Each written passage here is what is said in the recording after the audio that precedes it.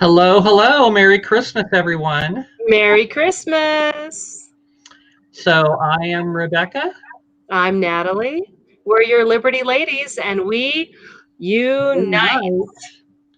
So hope everybody had a really great Christmas. Oh, yes. I am actually visiting my family in Ohio right now for Christmas and traveled across country, went through Texas and Oklahoma and even Illinois and Ooh. Kentucky and Indiana. And so I can tell you that being outside the boundaries of New Mexico is like being outside the Iron Curtain. Pretty much. Pretty much. We have some friends moving to Texas. And they've been back and forth a few times, and they say it is unreal that all the nonsense literally stops at the border in New Mexico and Texas. It pretty much does. Yeah. And people that don't get outside of New Mexico, that live in New Mexico, they do not realize what it's like outside New Mexico. No, they don't. It's traveling to other states, it's amazing because there's more of a feeling of normalcy, and then you get back to New Mexico and it's like, whoa, are Yeah. we in a different country? It would seem that way because I can tell you one thing, outside of New Mexico, all the restaurants are open. Yep, they're open. There's dining in. As a matter of fact, everything is open. People are still Yeah. acting pretty nutty and wearing their silly masks, but I haven't run into situations of the mask Nazis, have not encountered any mask Nazis since I have been traveling. So Nice. anyway, I was going to start off with a little something that I was going to talk about on our radio show last Saturday, but that didn't happen because, in case any of you didn't know, Eddie kind of ran off with the key card to the building, so we couldn't get in and do a radio broadcast. Yeah, logistical difficulties, I guess you could say. But we ended up getting an unlooked for vacation out of it, so Yeah, it's and all you got good. to hear a rerun of me and Joe on the week that Natalie was out of town. I even listened to some of that too. Did you? I thought it was actually pretty good. Joe was really, really a great fill-in co-host. Yes. It wasn't quite the spirited kind of a show that you and I do, because we get really into it, and Joe's more laid back. Yeah, we do. I don't think I've ever heard Joe get really. I mean, he's always sincere, but I don't think, Joe, I've ever heard you get on your high horse and foaming at the mouth. Yeah, that'd be a good way of putting it. Whereas Natalie, if you're there in the studio and you're there with Natalie on the radio show, she's beating on the table and she's doing all kinds of crazy things. She really gets enthusiastic. I'm trying to get this light just right. So anyway, I'm going to talk a little bit about Christmas, since that's the holiday that we're in. And what got me thinking about this and what gave me inspiration on this is, I don't know, a week or so ago, I made the mistake of responding to a post that somebody did. I think it might have been on Twitter or something, where this lady, what she did was she made a statement kind of like she's talking about the place that she worked. And she was talking about how they were giving her a hard time and they wanted everybody to say Happy Holidays instead of Merry Xmas. Right. And that's a pet peeve for me. I have a real problem with taking Christ out of Christmas, even if it's just to write it down. It's like, come on, Jesus Christ died on the cross for us. The least you can do is take a little bit of extra time and spell out his name. Right. And that's just me. That's my pet peeve. And I don't even know if it probably wasn't this lady's. But anyway, I made the statement, if you take Christ out of Christmas, isn't Happy Holidays saying pretty much the same thing? Yeah. So, anyway, at that point, numerous people piled on to me, and chances are they're not Christians based on their statements, because they said the common thing that I've heard so many times. They say, Well, it's just a pagan holiday, and Jesus wasn't really born on December 25th. Okay, That's not really the point. That's not the point. And so that's what prompted me to do a little bit of research. And so true, we don't know the exact month and day that Christ was born. It probably wasn't December 25th. I've heard some people say, based on kind of extrapolating what you hear in the Bible, that maybe it was more like late spring or something like that. But that's not the point. That's just the date that we celebrated. Right. And so I did a little bit of research on this December 25th date and the pagan holiday thing and all that kind of stuff. And there actually is some truth to it. And so basically, after I did some research on it, I figured out why December 25th was chosen. By the 4th century, there are references to two dates that were widely recognized and now are also celebrated as Jesus' birthday. December 25th in the Western Roman Empire and January 6th in the East, especially in Egypt and Asia Minor. The modern Armenian church continues to celebrate Christmas on January 6th. For most Christians, however, December 25th would prevail, while January 6th eventually came to be known as the Feast of Epiphany, commemorating the arrival of the Magi in Bethlehem. And so if you think about it, okay, the time between December 25th and January 6th is the 12 days of Christmas, like in the song, because that's 12 days. So, yep. So technically, Christmas has just begun, right. not ended. Right. And, to me, celebrating 12 days of Christmas sounds kind of fun, actually. So December 25th was chosen due to Roman Emperor Aurelian from 274. And here's another interesting thing, too. They're referring to the time after the birth of Christ as CE.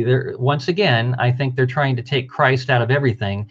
And so they're saying CE instead of AD now, which CE stands for Common Era, instead of AD, which stands for Anno Domino, the year of the Lord. So anyway, so December 25th was already being celebrated as the feast of the birth of Sol Invictus, the unconquered sun. And the argument goes, it's really a spinoff from these pagan solar festivals. According to the theory, early Christians deliberately chose these dates to encourage the spread of Christmas and Christianity throughout the Roman world. If Christmas looked like a pagan holiday, more pagans would be open to both the holiday and the God whose birth it celebrated. Pretty tricky, huh? So whether it's the actual date or not, it's simply the date Christians celebrate this highly significant date. And yeah, it doesn't so much matter that it's the precise date that Jesus was born on. Even some of the Jewish holidays aren't precisely on the dates when it happened, although some of them come pretty close, because in the Bible, like for example, the Passover, the Lord said, okay, in the second month, in the third week, on the third day, etc. That's when you're going to celebrate Passover. So that's one of the exceptions. But there's a lot of holidays that don't necessarily happen, especially ancient holidays, on the date of a historical moment. That's kind of a modern thing. If you think like the history from the last 100 years or so, we celebrate, well, it used to be known as Victory Day on, what was it? It used to be Armistice Day, I think. So that there's several things nowadays in the past 100 years that we sort of take for granted, but we forget that history is made up of much more than just the last 100 years. And Christmas is a very, very old tradition. I'm kind of waiting for someone to say Christmas is cultural appropriation because we appropriated it away from the pagans. So, It's just a matter of time. I'm just waiting for that one to pop up. It's like, yeah. We'll stream it. Did you see the report on Channel 13 in which they were complaining about how both Calvary Chapel and Legacy Church had Christmas service, and both the churches were packed. No mask, no social distancing. And it's like, I am glad, it's better late than never. I'm glad that Skip Heitzig is finally pushing back and realizing that the church needs to stay open. Well, I know for sure our little church, we had a Christmas Eve service, and we definitely had more people than our, quote, 25% allotment. It wasn't packed by any means. And a lot of them were social distancing. We weren't. In fact, us and another family that I know are fine with it. We filled up an entire pew. I had all my kiddos in, no masks. I know I got a few glares from some people, but no, it was great. And a lot of people, behind their masks or not, like us, were singing the Christmas carols a lot. So much so that John could even hear it up in the loft where he does sound. So that was really encouraging. And then, of course, we went to Legacy. Legacy not only had a Christmas Eve service, they had a Christmas play running Sunday through Wednesday last week. So we went Tuesday night to see the play, and yes, it was great. No social distancing. They had food vendors. We enjoyed some cinnamon rolls afterwards and nachos, and it was great. We we met some friends there on purpose, and then we met some other friends there, not on purpose, totally by accident. So it was a party. Cool. It was awesome. Cool. But yeah, I know. I saw that. Heads are exploding. Oh no, you're gonna start a whole nother wave of cold. As for me here in Ohio, I got together with my family. One of my nieces hosted a big Christmas dinner at her house on Christmas Day, and we had a multi-family, multi-generational, non-social distancing, non-mask, big get-together at her house. Yep. That's awesome. And none of us have died yet, so that's just great, isn't it? Well, someone asked me, so how was your Christmas? Was it okay? I'm like, oh, it was more than okay. It was great. Yeah. The whole past week's been full of family, friends, and fun. And they're like, oh. Well, and I'm like, so how was your Christmas? Oh, ours was a little on the sparse side. Relatives couldn't travel, and our kids were quarantining. I'm like, oh, I am so sorry to hear that. That must have been really lonely. Yeah. And I just walked away. I'm like, no, I'm not going to feel sorry for you all. Right. And someone's like, how dare you expose your parents? I'm like, newsflash, my whole family here has already had it. So we're immune. Right. We're immune. Aren't you happy for us? That means we can have a party and get together. Yeah. The outrage.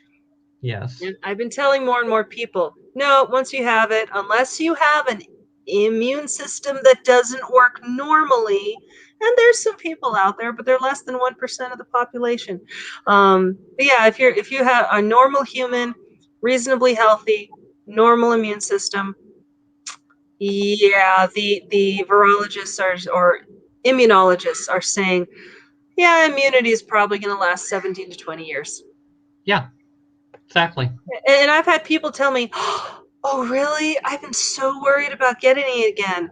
Where did you read that? And my question to them is, no, where did you read that you can get it again after you've had it? Where's the proof of that? Right. They're like, well, where's the proof that we can't get it again? I'm like, only the last 150 years of immunological studies. Right. Hello? Yeah, if you ignore the the science, the junk science that they've been feeding Right. everyone this year, because that's what it is. It's junk science. Right. It's not So, real science. yeah, people are panicking over stuff that they've heard because the news Right. fearmongers and panders to fearmongers. And then they're all, oh, wait, that's not true. How do you know that's not true? I'm like, no. How do you know that your position's true? Yeah. Seriously, go try to get that one backed up. All Right. you're going to find is if, ands, or wherefores. And yeah, is like science, anyone? Real science? Real research? Yeah, we don't care about that anymore. Not exactly. Yeah, not exactly. No, I'm not scared about getting my parents sick because they already done been sick. They've had it. They're fine. They came through it just fine. I had to shop for them for a little bit, sure. Understandable. But I didn't want them waiting out in, 30-degree weather when they had pneumonia. So Right. Yeah. So of course I'm going to do that. So yeah. Oh yeah. Hi David. Hi Diana. Everyone's jumping on. Golden birthday parties. Laura. Yeah. Who else do we have in the house? Yeah, Laura Bishop's here. And David Roybal, is that David we're talking to, or is that his wife? Because I can never, I'm never quite sure. Oh, so they both send us messages? Well, one time the one contextual reference made me think it was his wife talking, and then the other time I'm like, well, no, okay, maybe that could be David talking. I honestly could not tell. Okay. Okay. Yeah. So I did a lot of research about freedom of worship, freedom of religion, and I did a little bit of research on the founding fathers, which, by the way, they are under attack big time, because I'm hearing stories about how their names are being taken off of schools and like that. And it's like our history is being erased. Yeah. And Trump warned us. Yeah, he did. And back when people wanted to just take off the Confederates, he's like, watch, next it's going to be the founding Thomas Jefferson and Abe Lincoln and George Washington, and everyone's like, oh, he's just being foolish, and that's ridiculous, and no one wants to remove their names. Oh, but now it's happening. Oh yes, it's happening. It's amazing how things, when Donald Trump says them, people try to ridiculing him about it, and it always turns out to be true. Yeah, then he's right. It's like, oh, well, gee, didn't see that one coming. Yeah. Did you see? So David Roybal's been keeping me up on the latest with the president and the signing of stuff. I was kind of disappointed that the president went ahead and ended up signing the omnibus package anyway. I understand why he did.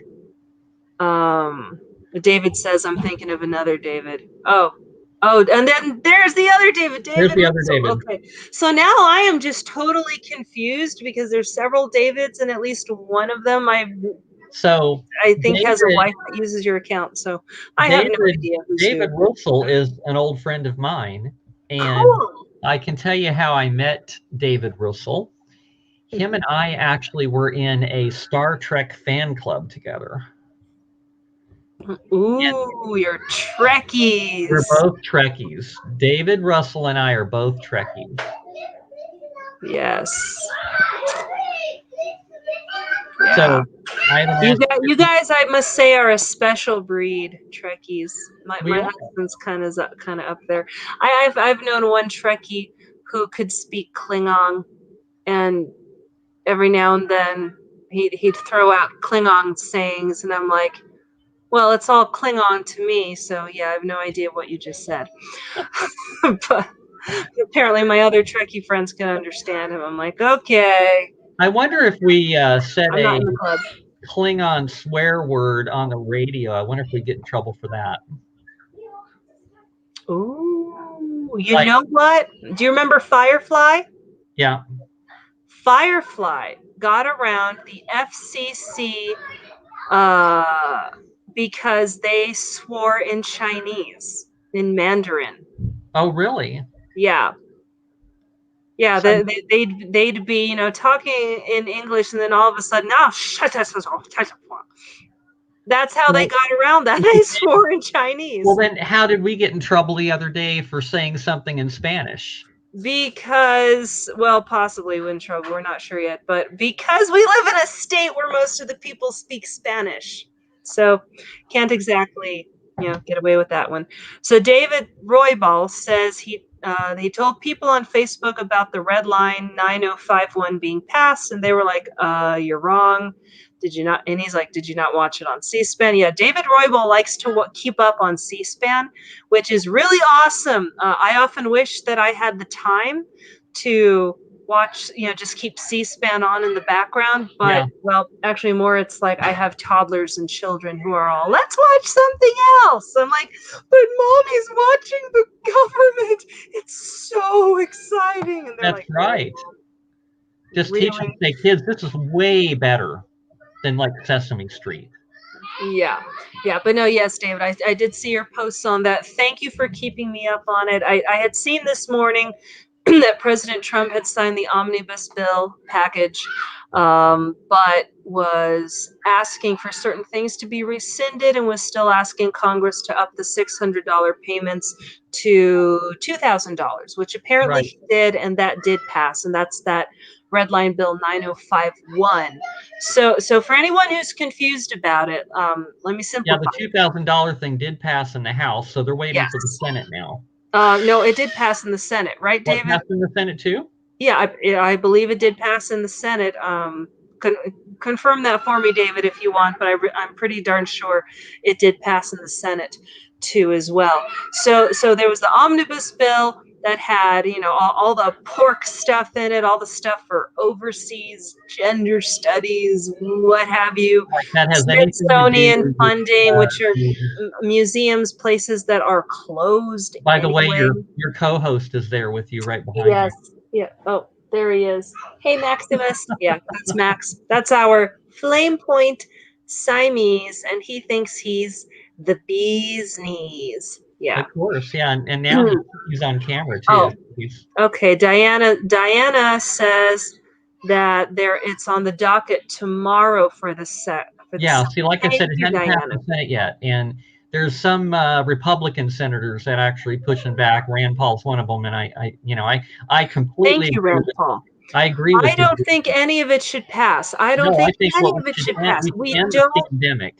Yeah, I emailed, you can contact the White House, and I emailed the White House and the president. I'm like, please don't pass this. It's not worth the cost. It's not worth the cost to the people. And we don't need handouts. We just need to be opened up, get our governors off our back. Hey, Peggy, my friend. Okay, Peggy, Peggy Downs. She's also a good friend of mine from here in Ohio. Nice. Let me tell you a little story about how Peggy and I met. It's really kind of cool. This was back when I was like 15 and in Ohio, and her and I, one of our hobbies back then was to talk on the CB radio. That was like the chat room of the day. Wow. And so we got a whole group of friends that we would congregate on the CB radio. And we would get together for get-togethers, and we called them coffee breaks because that's what the truckers were calling them. And even though I've never drank coffee. Notice she said 10-4. So anyway, we'd get together for these coffee breaks and meet, and that's how I met Peggy. Is like I met her at one of these first coffee breaks I went to, and we just like hit it off, became friends right away. And so we hung out and spent all kinds of time together. I still remember she had a driver's license before me because she was 1 year older than me. And she had this big blue Ford LTD that was Peggy, like a 1972 or something like that, when they were huge. Wow. And had the big bench seat in the front and everything. And we would just go all over the place, and that was a blast. Nice. I still look back at those memories. It was great. 1969, she says. 69. Okay. Wow. Hey, an auspicious year too. Yeah. Nice. Yeah. So that was cool. Good memories. And then we get together and get cool. together at the skating rink too. Oh, skating. I miss that. I used to take my kids roller skating once a week. Not anymore. Matter of fact, I just drove by that skating rink today. It's called Castle Skateland, and it looks like a castle. Oh, And wow. I drove by there today, and I was talking about how, I remember when they built that skating rink. Oh. Wow. Yeah, my kids keep asking me, Mom, when's everything going to be open again so we can go to the zoo and Explora and the skating rink and all the stuff that we used to do? I'm like, well, I don't know. Businesses will start to open back up again, and if the governor will get off our backs. Yeah, maybe. So, I don't know. You want to discuss our next rules for radicals and just kind of move off of, talk about stuff based on that a little bit? Sure. So, rules for radicals number 5. Yes. Cinco. And it reads, ridicule is man's most potent weapon. There is no defense. It's irrational. It's infuriating. It also works as a key pressure point to force the enemy into concessions. Yes. And, like we were talking about the other day, oh my God, I think Trump knows the rules for radicals. Because I think so. remember during the 2016 campaign when he was nicknaming everybody? Yes. Remember Little Marco and Low Energy Bush, and I'm trying to think of some other people nicknames for. But Trump is a businessman, and he's like a master of branding. He understands branding. Yeah, he does. So what he did was he branded these guys with brands that just stuck to him like glue. They couldn't get rid of him. And it was just too much fun for some of the media to use those, and yeah. Yeah, April also says here, I can't take my family out to eat because only 6 are allowed at tables, and I got 9 in my household. Yeah, we got 7, and yeah, same here. Can't go out to eat. But yeah, ridicule is something that the left hates laughter, and they hate being laughed at. And my favorite example of this, because I love him so much, is Milo Yiannopoulos. Oh, if anyone remembers his tour, which he self-named the Dangerous Faggot Tour, between 2015 and 2016. Man, he made a huge bid to get Trump elected, and he is credited in some circles with motivating the younger base to vote for Trump, because he went to colleges. He knew that our universities and our places of education had already been co-opted by socialist Marxist thought wrong think, I guess you could call it.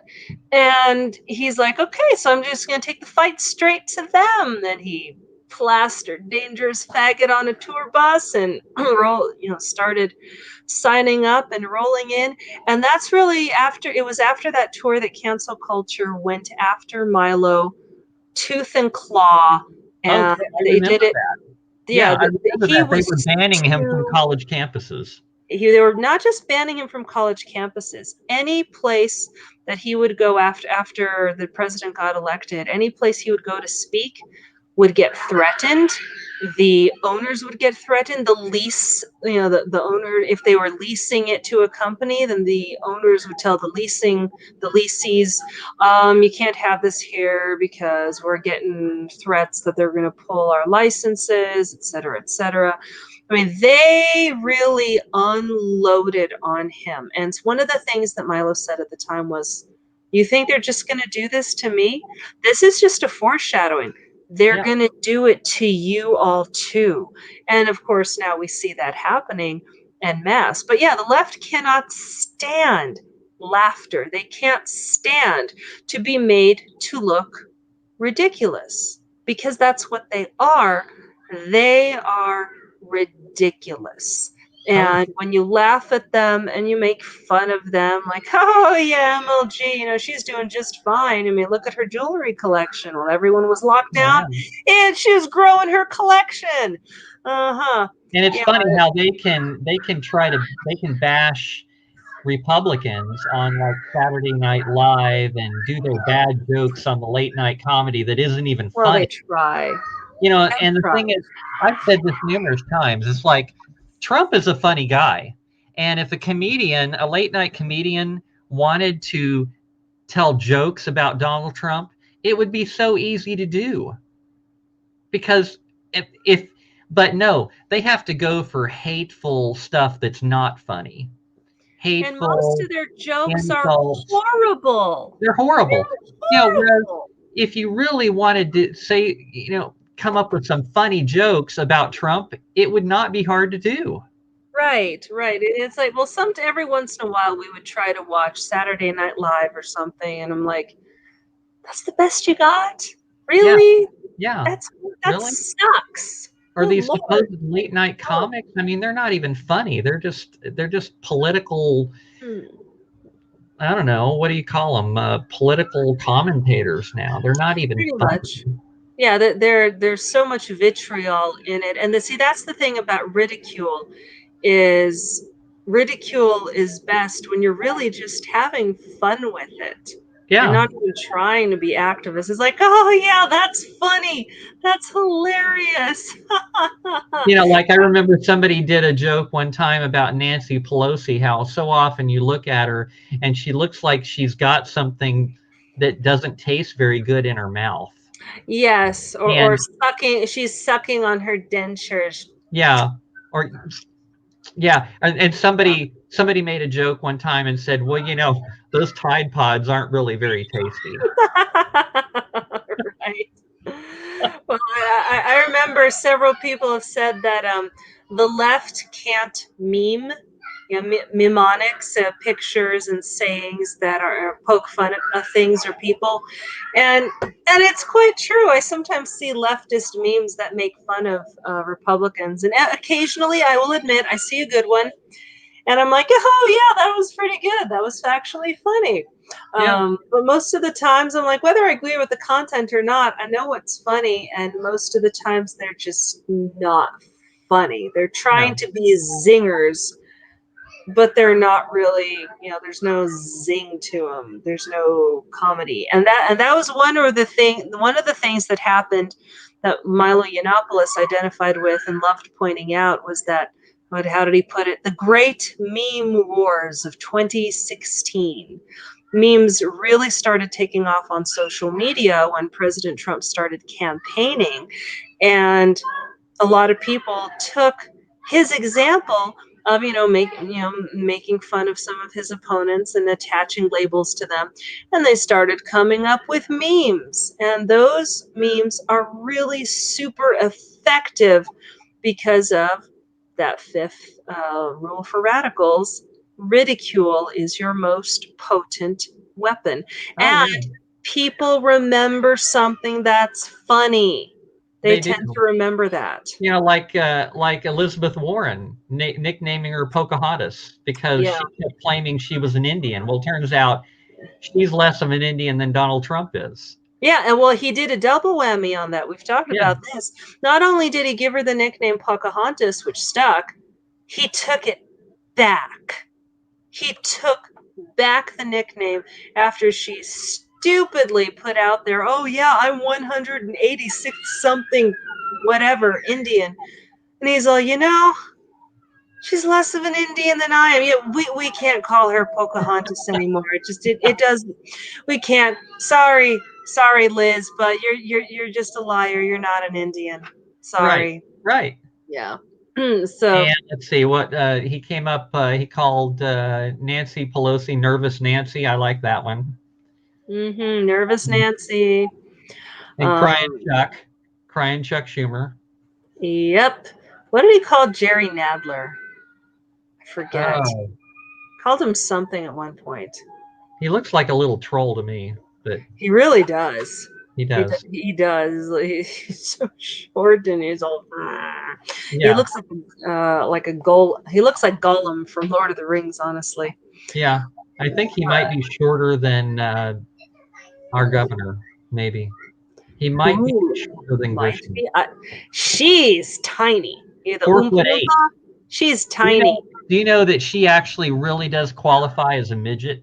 Yeah, she does. I've had friends who are under 4'11". They're like, yeah, technically I'm a midget. Anything under 4'11" is a midget by definition. Yeah, right. And so she's the tiny tyrant. She's the midget. Marxist On midget. Grisham. The Marxist midget. Marxist midget. Yeah. I like that one. That's really good. Marxist midget. Okay. Yeah. Well, if anyone saw it wasn't last week, it was the week before last week, or I should say heard our rendition of Lujan Grinch. Now, you're a mean one, Lujan Grinch. Oh, yeah. That's a great example of ridicule. And I will say, I had genuine fun rewriting those lyrics and turning it into a parody. And then Eddie, you can see it on www.rockoftalk.chat. Eddie did go ahead and post the video up last week as a special. I think it was on Christmas Eve or was it on Wednesday? One of those. But he posted up the little 30-minute recording session that he and I did with that, and he got to sing half of it and I sang the other half.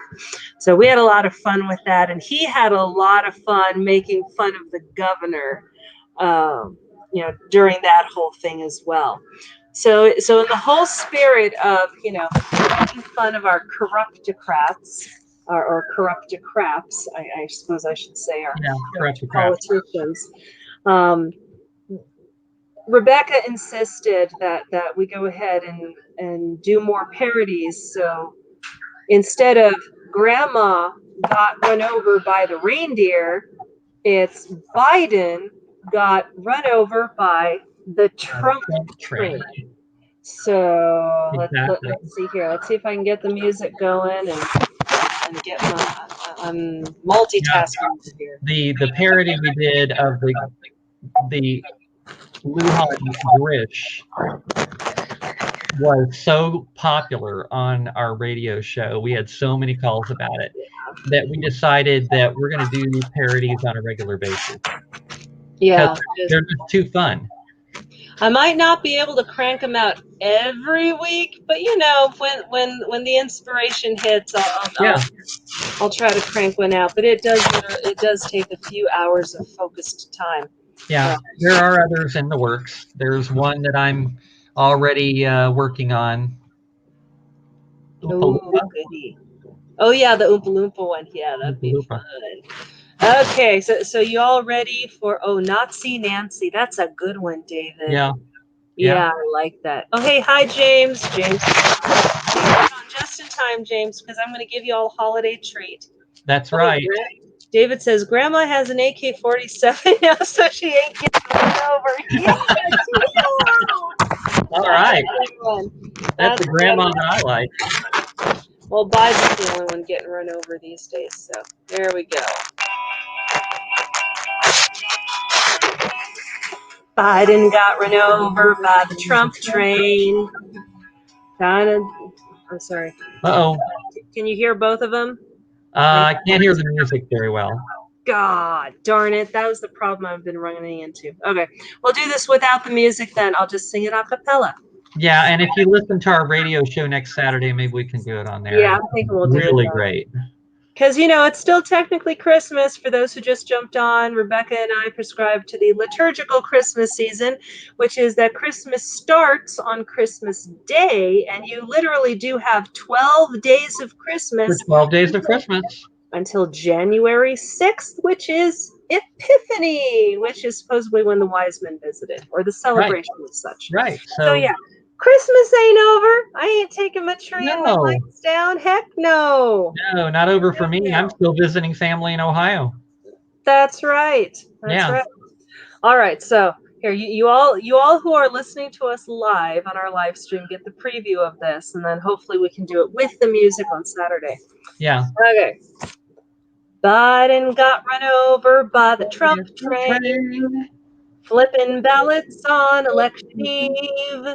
You may say it was a fair election, but as for me and Trump, we don't believe.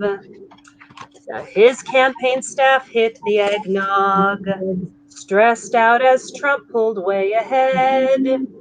But Joe forgot his medication, and he thought his Senate race had won instead.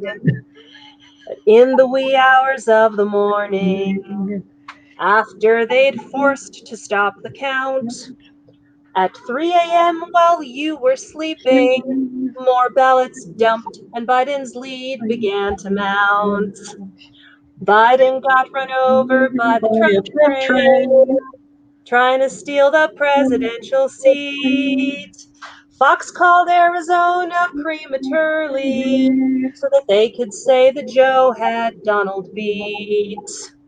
Now Biden says he's proud of Hunter, snorting coke and smoking crack, sending dirty pics to young girls, and lounging naked in a bathtub to relax. But Joe's so thankful for his family. Because of them, he's now on track, making shadow deals with China, Russia, Ukraine, Costa Rica, and Iraq. Biden got run over by a Trump train, hiding in the basement all campaign. While Trump was holding rallies for the masses, Biden had to take a nap again. He can't wait to take the White House. Dr. Jill can't wait to change her digs so she can decorate that blue room with silver drapes that match the hair on Biden's legs. Now, I've warned all my friends and neighbors, if Biden steals this win, watch out. We can't surrender this election. We'll hashtag not my president, resist him out. Biden got run over by the Trump train. Dominion had its hands full state to state. They say Trump should just concede and move on, believing that would be a big mistake. Key change, Biden got run over by the Trump train, stealing electorals with deceit. They may say there's no landslide for MAGA, but as for all us Trumpers, we believe. Merry Christmas. I think that'll sound really good to music. Yes. At least I'm hoping so. Diana asks, have you all seen Tucker Carlson mocking Joe? Oh, yes. Tucker's rants and him mocking Sleepy Joe and in the basement. Yeah, those are some of my favorites.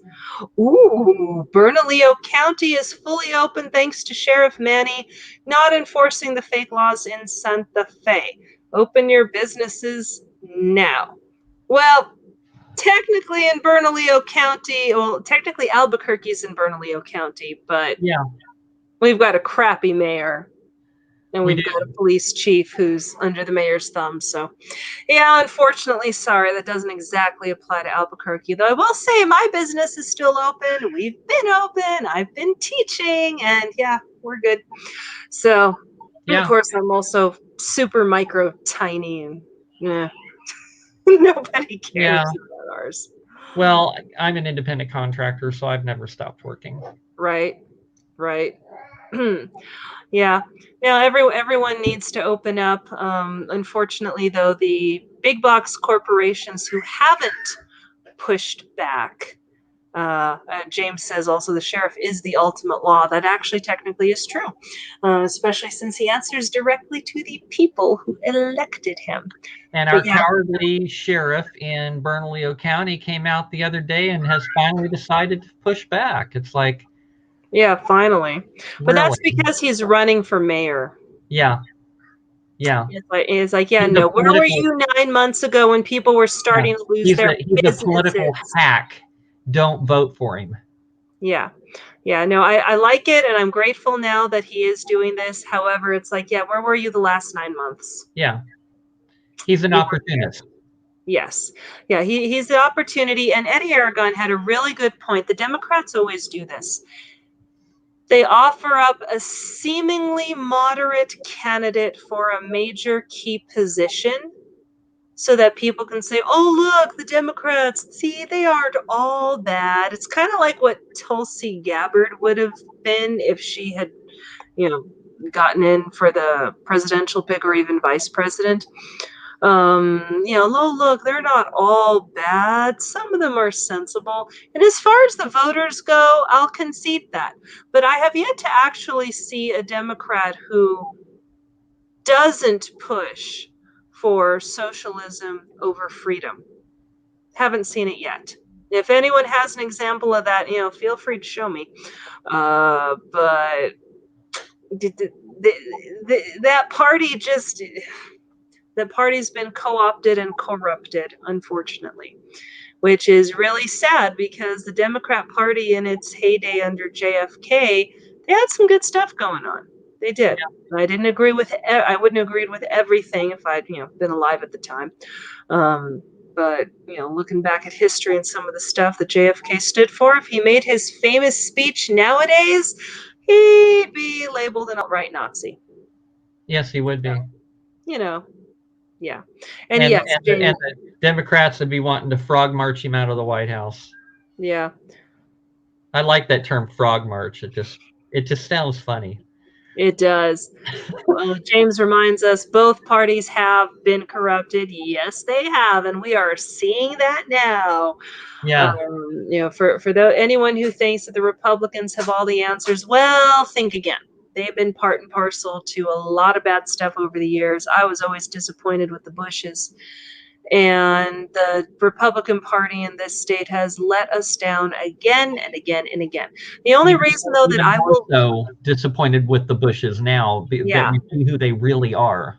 Yes, but the only reason that I give for voting straight Republican, if there's some libertarians available, I will consider them. But voting straight red down the ticket is because, okay, so the Republicans might be some mostly bumbling idiots, but they aren't trying to shove us off a cliff the way the Democrats are. It's like the Republicans may not necessarily have all the answers, but they're not trying to suicide everybody. So, I'll go with that just because, it's a slower death than the other way. Well, so, and they're not saying that they're going to come confiscate our guns. They're not saying that they're going to raise our taxes. They're not saying that they're going to have a Green New Deal and that's going to cost $100 trillion and bankrupt the country. They're not saying they're going to do all of this. They're not saying that they're going to institute a national mask mandate. And they're not trying to cheat. Okay, well, maybe some of them are.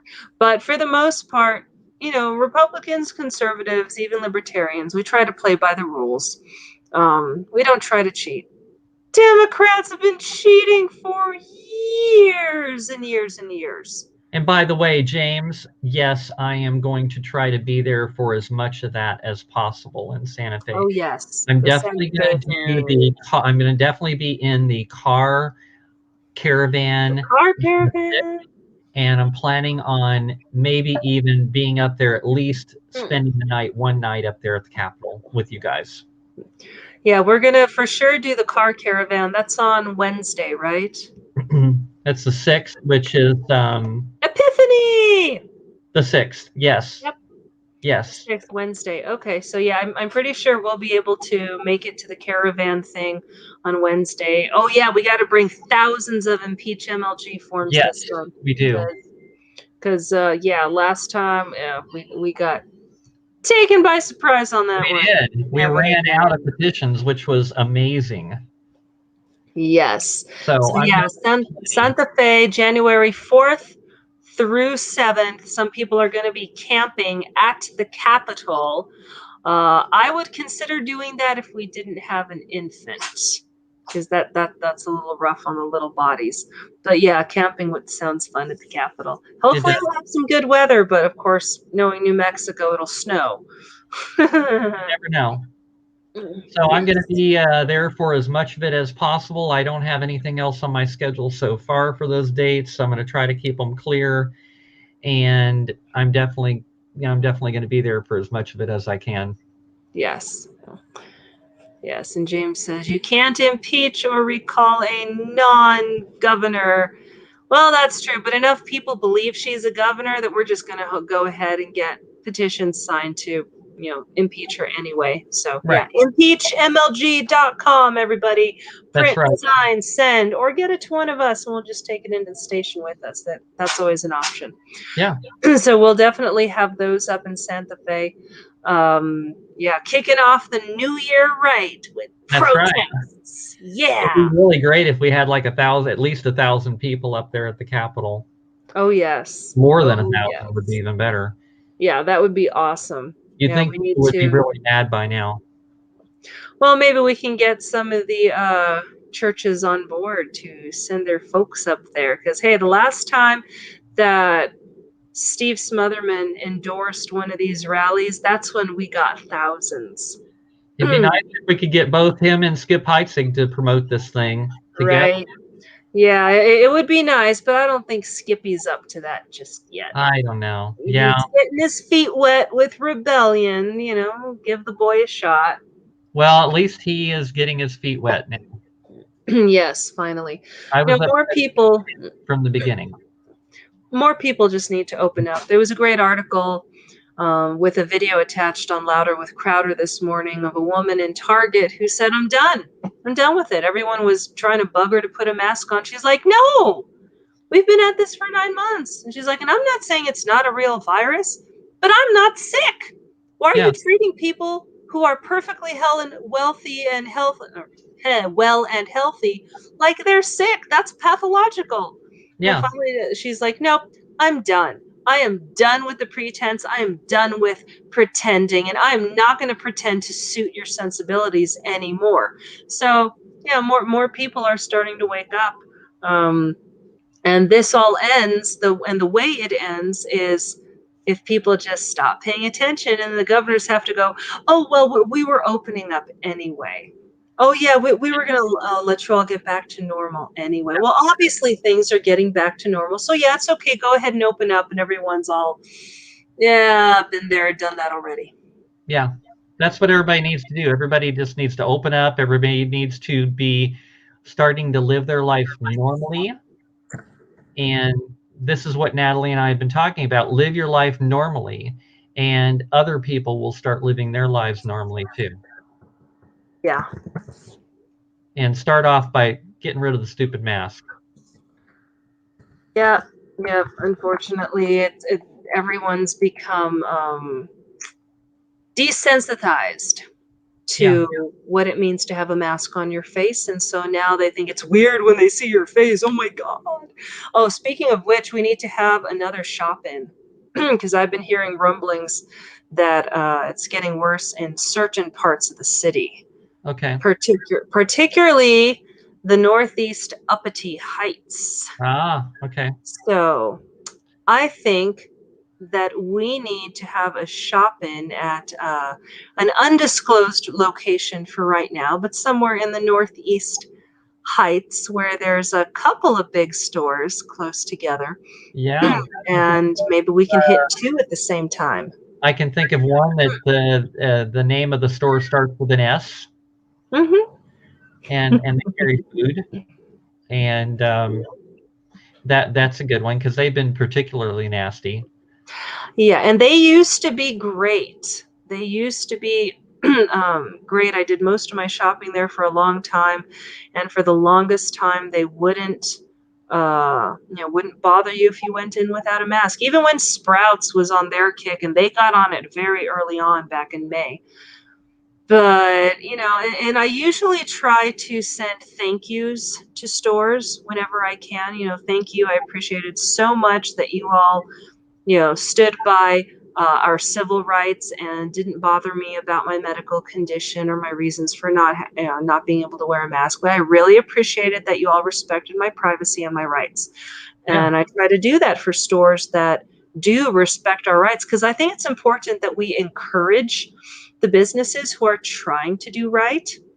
But then likewise, once Smith started cracking down on things, I sent some emails and communications to them like, what the heck do you think you are doing? And I even outlined all the places in civil rights, ADA, where they were infringing upon people's civil rights. So keep complaining. I know it gets tiresome to keep complaining. It's exhausting, but you can't give up. You can't give up and give in and just accept this as normal, because it's not. And you know what? Makes things easy on yourself. Have a template. Like sometimes what I'll do is copy and paste from a previous complaint that I've sent and then just reword it, as suits that store or that situation again.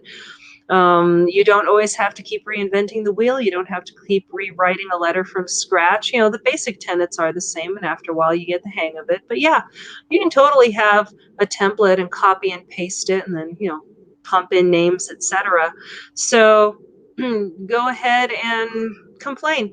Complain the heck out of any place that gives you a problem. And here's why I don't feel bad about complaining.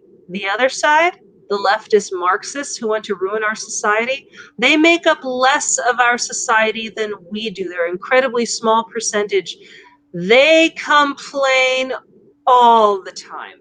They have complained so much that now these corporations are cracking down on mask wearing.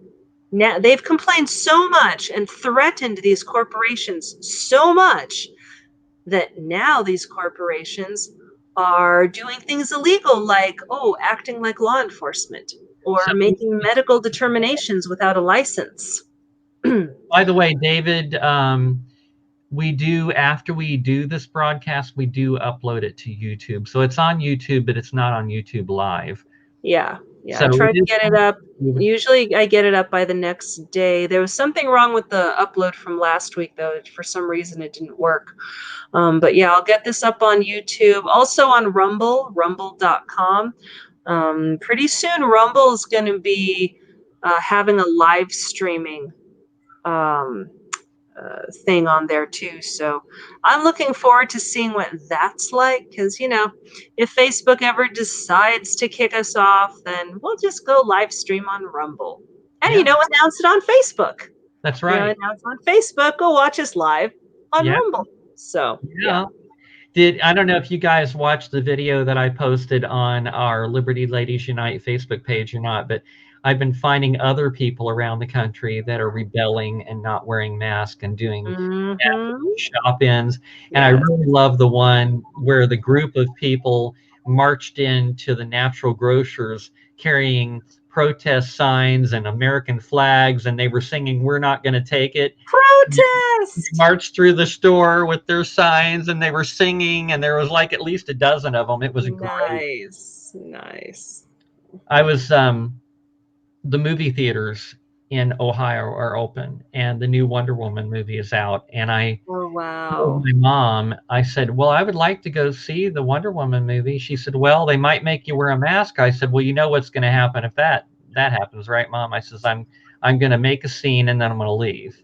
And so if you're willing to accept that possibility, I would love to go to the movie theater, because either way, I look at it as a good thing. Either I'm going to get to watch the movie, I'm going to enjoy the movie, or I'm going to get to make a scene and walk away.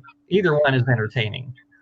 Well, you saw that AMC denied entry to a girl who really was handicapped. I mean, she was wheelchair bound, and she could not wear a mask. I posted it on our page as well. Yeah, that video. Hey, Sean, he says he doesn't wear a mask as well. Good for you. Sean. And the point again isn't the mask. So people always accuse me of being anti-mask. I'm like, I'm not anti-mask. If I'm doing a project, with lumber and sawdust, I'm going to wear a mask, because sawdust, inhaling that stuff, yeah, it's not too good for your Or if lungs. you're like If sanding drywall, that stuff's the worst. yeah, asbestos. Gee, I hope you wear at least an N95, if not an N99 mask. That you know, that stuff can tear up your lungs. Different kitty there now.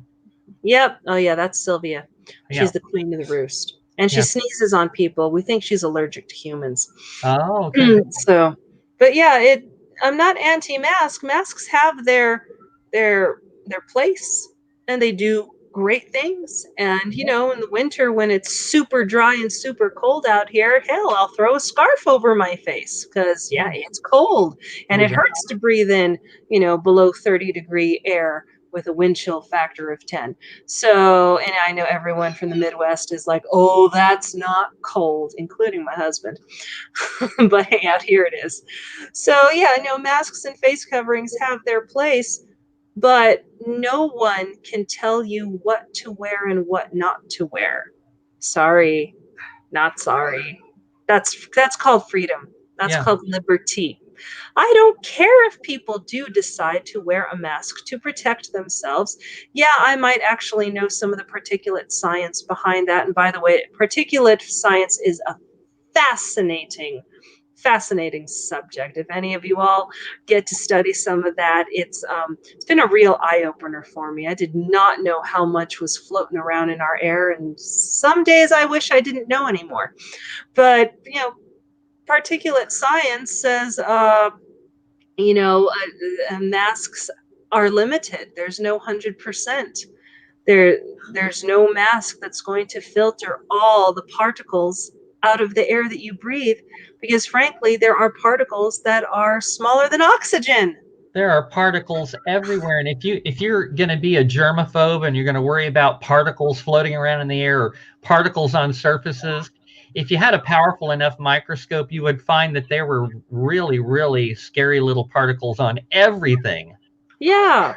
Everything's covered. Learning about dust mites when I was a kid scared your body out of me. Your body is covered with little constantly stuff too, all the time.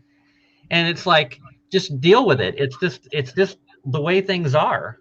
Yeah, it is. So, you know, but if people want to wear something because it makes them feel better, okay, that's fine. But don't push that on me. It's like pushing a religion on someone. And by now, you know, this whole mask nonsense, it is a religion. Yes, it has reached religious proportions. So much so, especially because, you know, it can no longer be substantiated that, oh, but masks protect people. I'm like, really? How? Oh, it catches your droplets and blah, blah, blah. I'm like, huh, how does it do that when the holes in your mask are at the very least 300 times bigger than the virus? It's a magic mask. Well, I'm sorry, did you not know how big viruses were? Did you not know how big they were compared to bacteria? Compared to even the holes in HEPA filters? Or much less the holes in, you know, fabric that they're like, you know, okay, you know, the holes in fabric. Yeah. No, all fabric masks do is help aerosolize, meaning break up the bigger particulates into smaller pieces that hang around in the air longer and spray them farther. That's what your cloth masks are doing.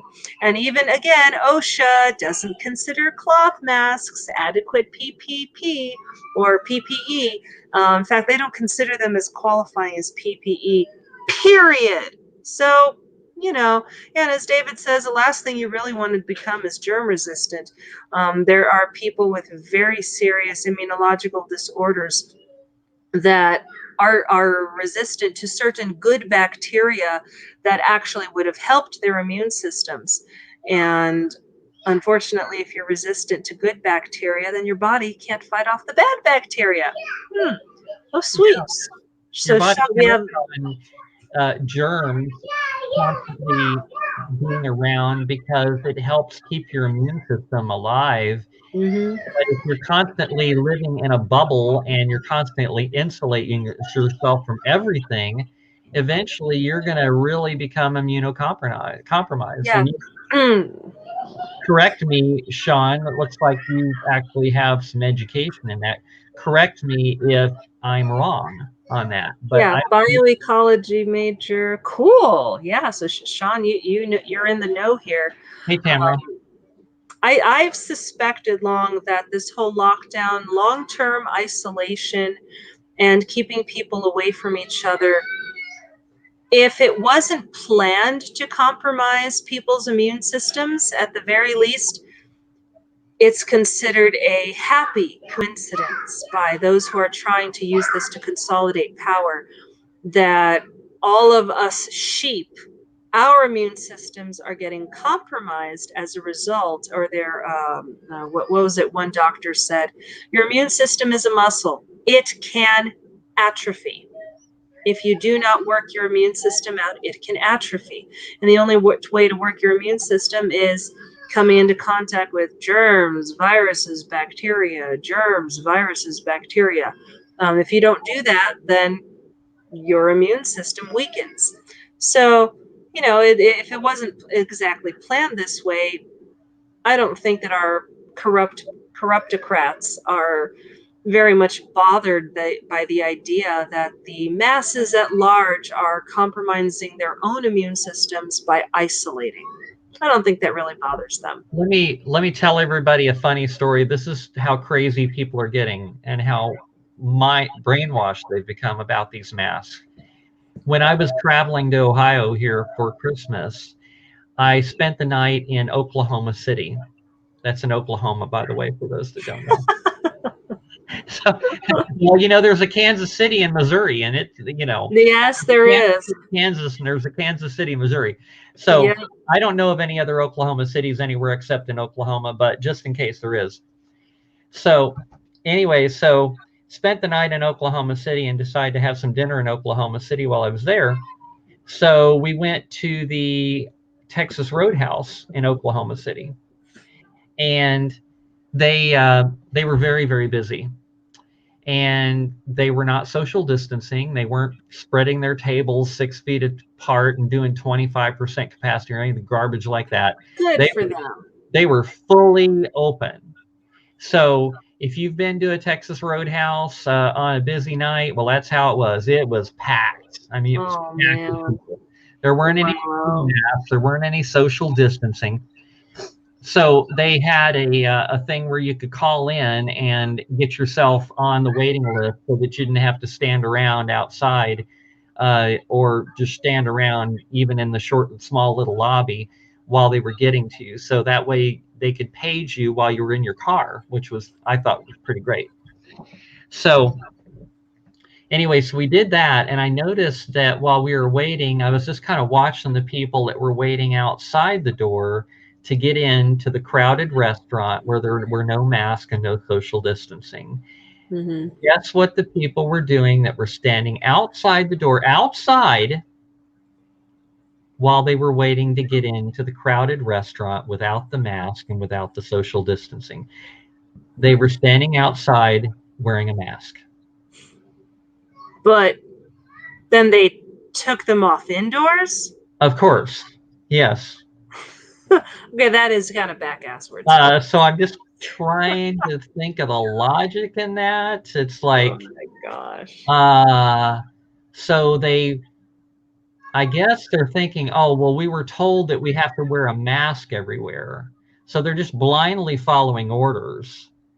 Wow. But since we're going to go inside and they're not requiring a mask in there, then I guess we can be without a mask in there. I'm just trying to think about this, and I'm just thinking these people are just freaking brainwashed. Oh my gosh. Because don't you think that just throws the whole logic of wearing a mask out the window as soon as you walk in the restaurant without a mask that's packed to capacity with nobody wearing a mask? Wow. That's insane. Ugh. Yeah, all of the hype around this scamdemic or plandemic. And what's interesting is there's a bunch of scientists and doctors who are pretty darn for sure certain that this was planned, a plandemic. agree that all of this hype it's not for the people's good. It's not to protect people. It's to herd us. We aren't after herd immunity. They're after herd mentality so they can push us into the direction that they want us to go.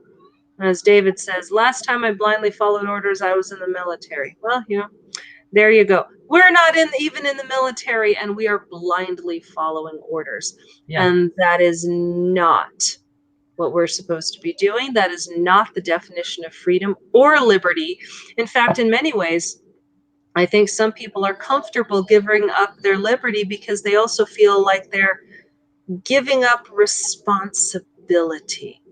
That's true. And, it's just so much more convenient when now you aren't responsible for your decisions and you aren't responsible for your actions. Oh, but I'm wearing the mask. I'm doing what I should be doing. So that means I'm good because they said so. I'm not making anyone sick. I'm not passing this along because they said so. And because, look at me, I'm good. I'm wearing the mask that you all say I should be wearing. So yeah, so I have no responsibility in this. And then what do people sometimes end up doing? Going out when they're sick, which, by the way, I don't believe people need to be locked up in their homes when they're sick either. That's their choice. Right. But still, if you're going to say, well, sick people need to stay at home and we're trying to prevent this from spreading so fast through society, well, then do things and make recommendations and guidelines that are actually effective, like actually effective.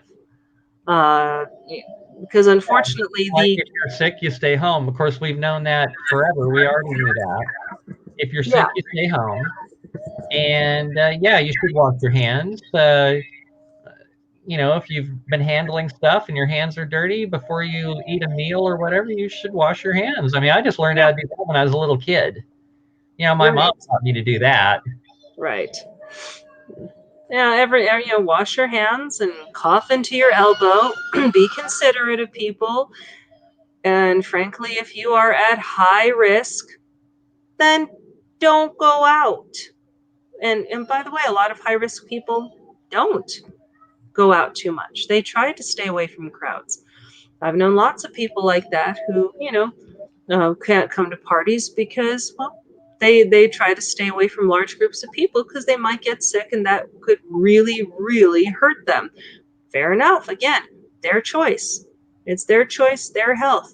We aren't advocating to break anyone out of their homes and forcibly drag them into the street and force them to live with germs, even though no one can escape germs. So if I'm not forcing you out of your home, don't force me to stay in my home. I'm not saying that you have to take off your mask. So don't tell me that I have to put one on. That's not how this works. That's not what America was founded on. And when it comes to personal freedom, my face is as personal as it gets. Yeah. You want me to cover my face?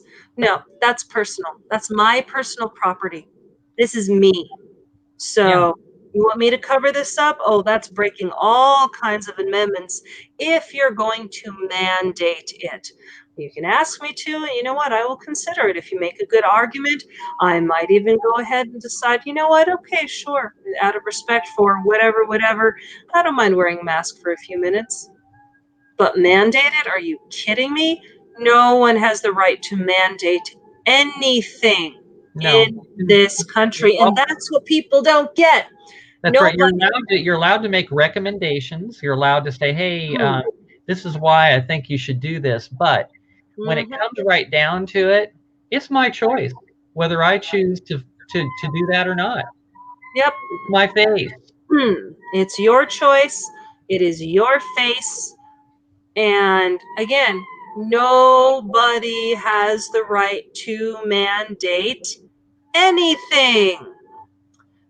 So there was this group that looked at mask mandates, and it was actually really interesting because they're a group made up of mathematicians, statisticians, sounds pretty good, some scientists, and actuaries. And if anyone knows what actuary is, it is a field that not terribly too many people go into because, oh my gosh, can it be boring? Actuaries is the field of deciding the probability of risk. It's risk assessment. So a bunch of these, people in different fields, including actuaries, got together and they created this website. Here, let me make sure that I have it correct. I think it's called Rational Mind or Rational Ground. I think I'm getting it wrong. But it's become my new favorite website to go. Yeah, Rational Ground. Clear reasoning on national topics and subjects. I love them.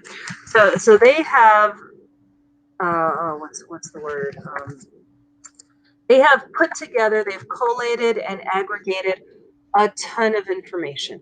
If you go to rationalground.com, one of the main things that they do is they've aggregated a lot of the information on, COVID, on the Wuhan virus.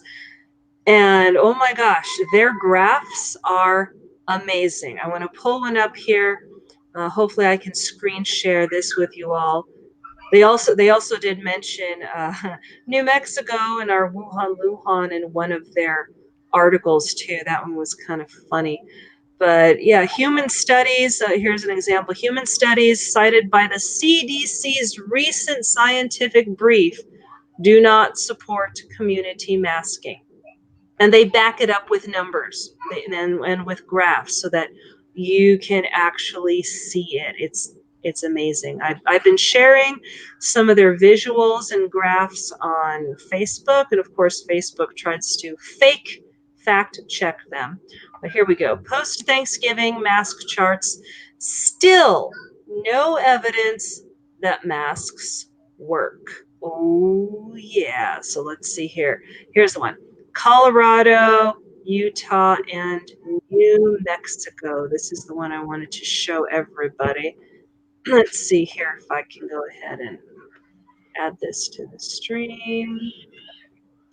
No, that's not it. That's 12 times that the lockdowners were wrong. Let's see if I can get the other screen up. Hang on. Yeah, by the way, Peggy, yeah, no way in hell I would take that vaccine. No way.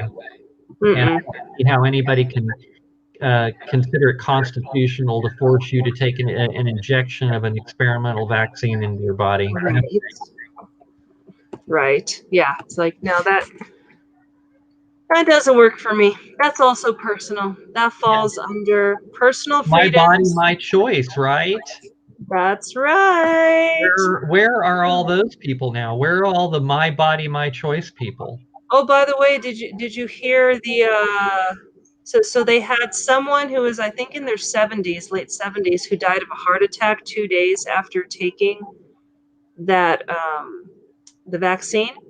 And they're like, oh, of course it's not related. He was old. He had heart problems. Oh, so we can take somebody that dies from a skydiving accident and test them for the Rona after they've died from, a sudden loss of Right. acceleration, Right.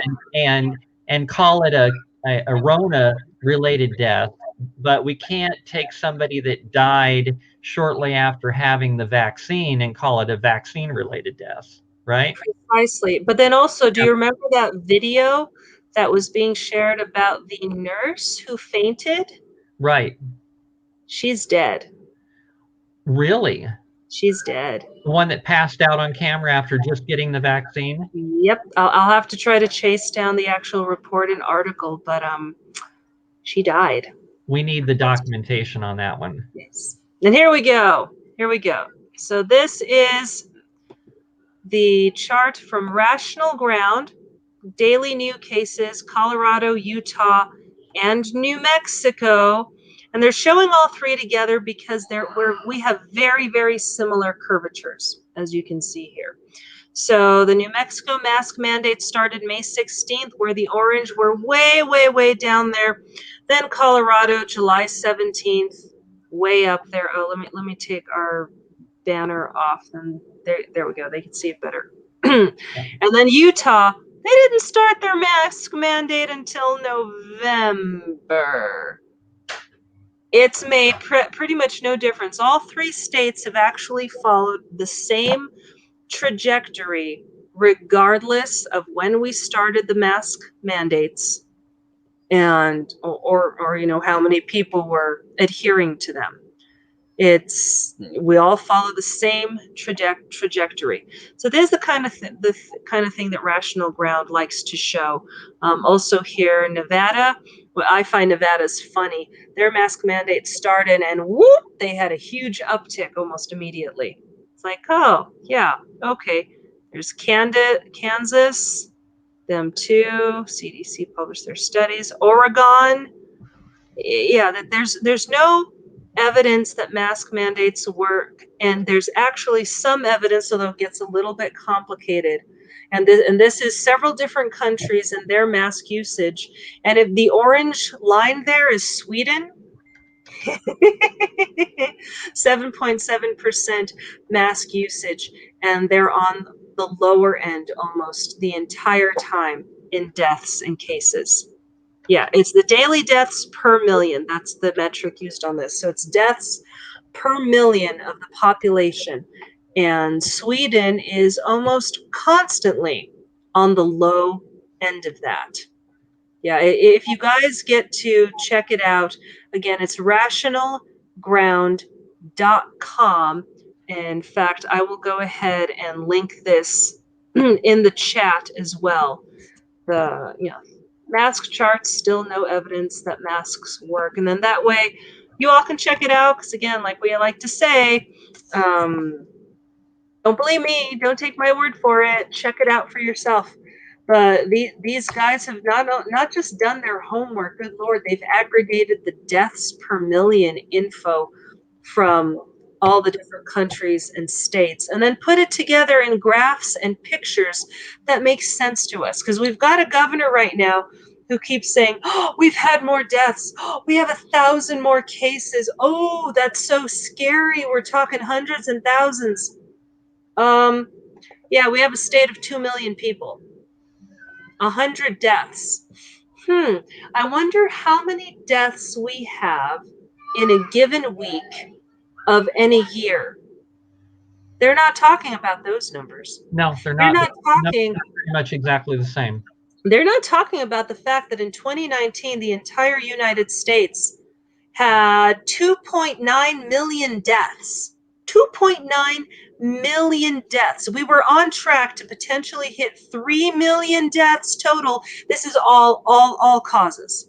Natural causes, dying in childbirth, dying from an accident, murders, shootings, stabbings, freak accidents, what have you. We were on track to have 3 million deaths this year.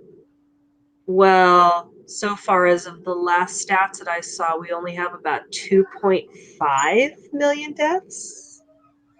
We haven't had 2.5 million deaths in 1 year as a country since, I believe it was either 2016 or 2015. Someone correct me if I'm wrong, if you know. But yeah, it's a little suspicious here. They're like, oh, people are dying. People are dying. People die all the time. We're all dying.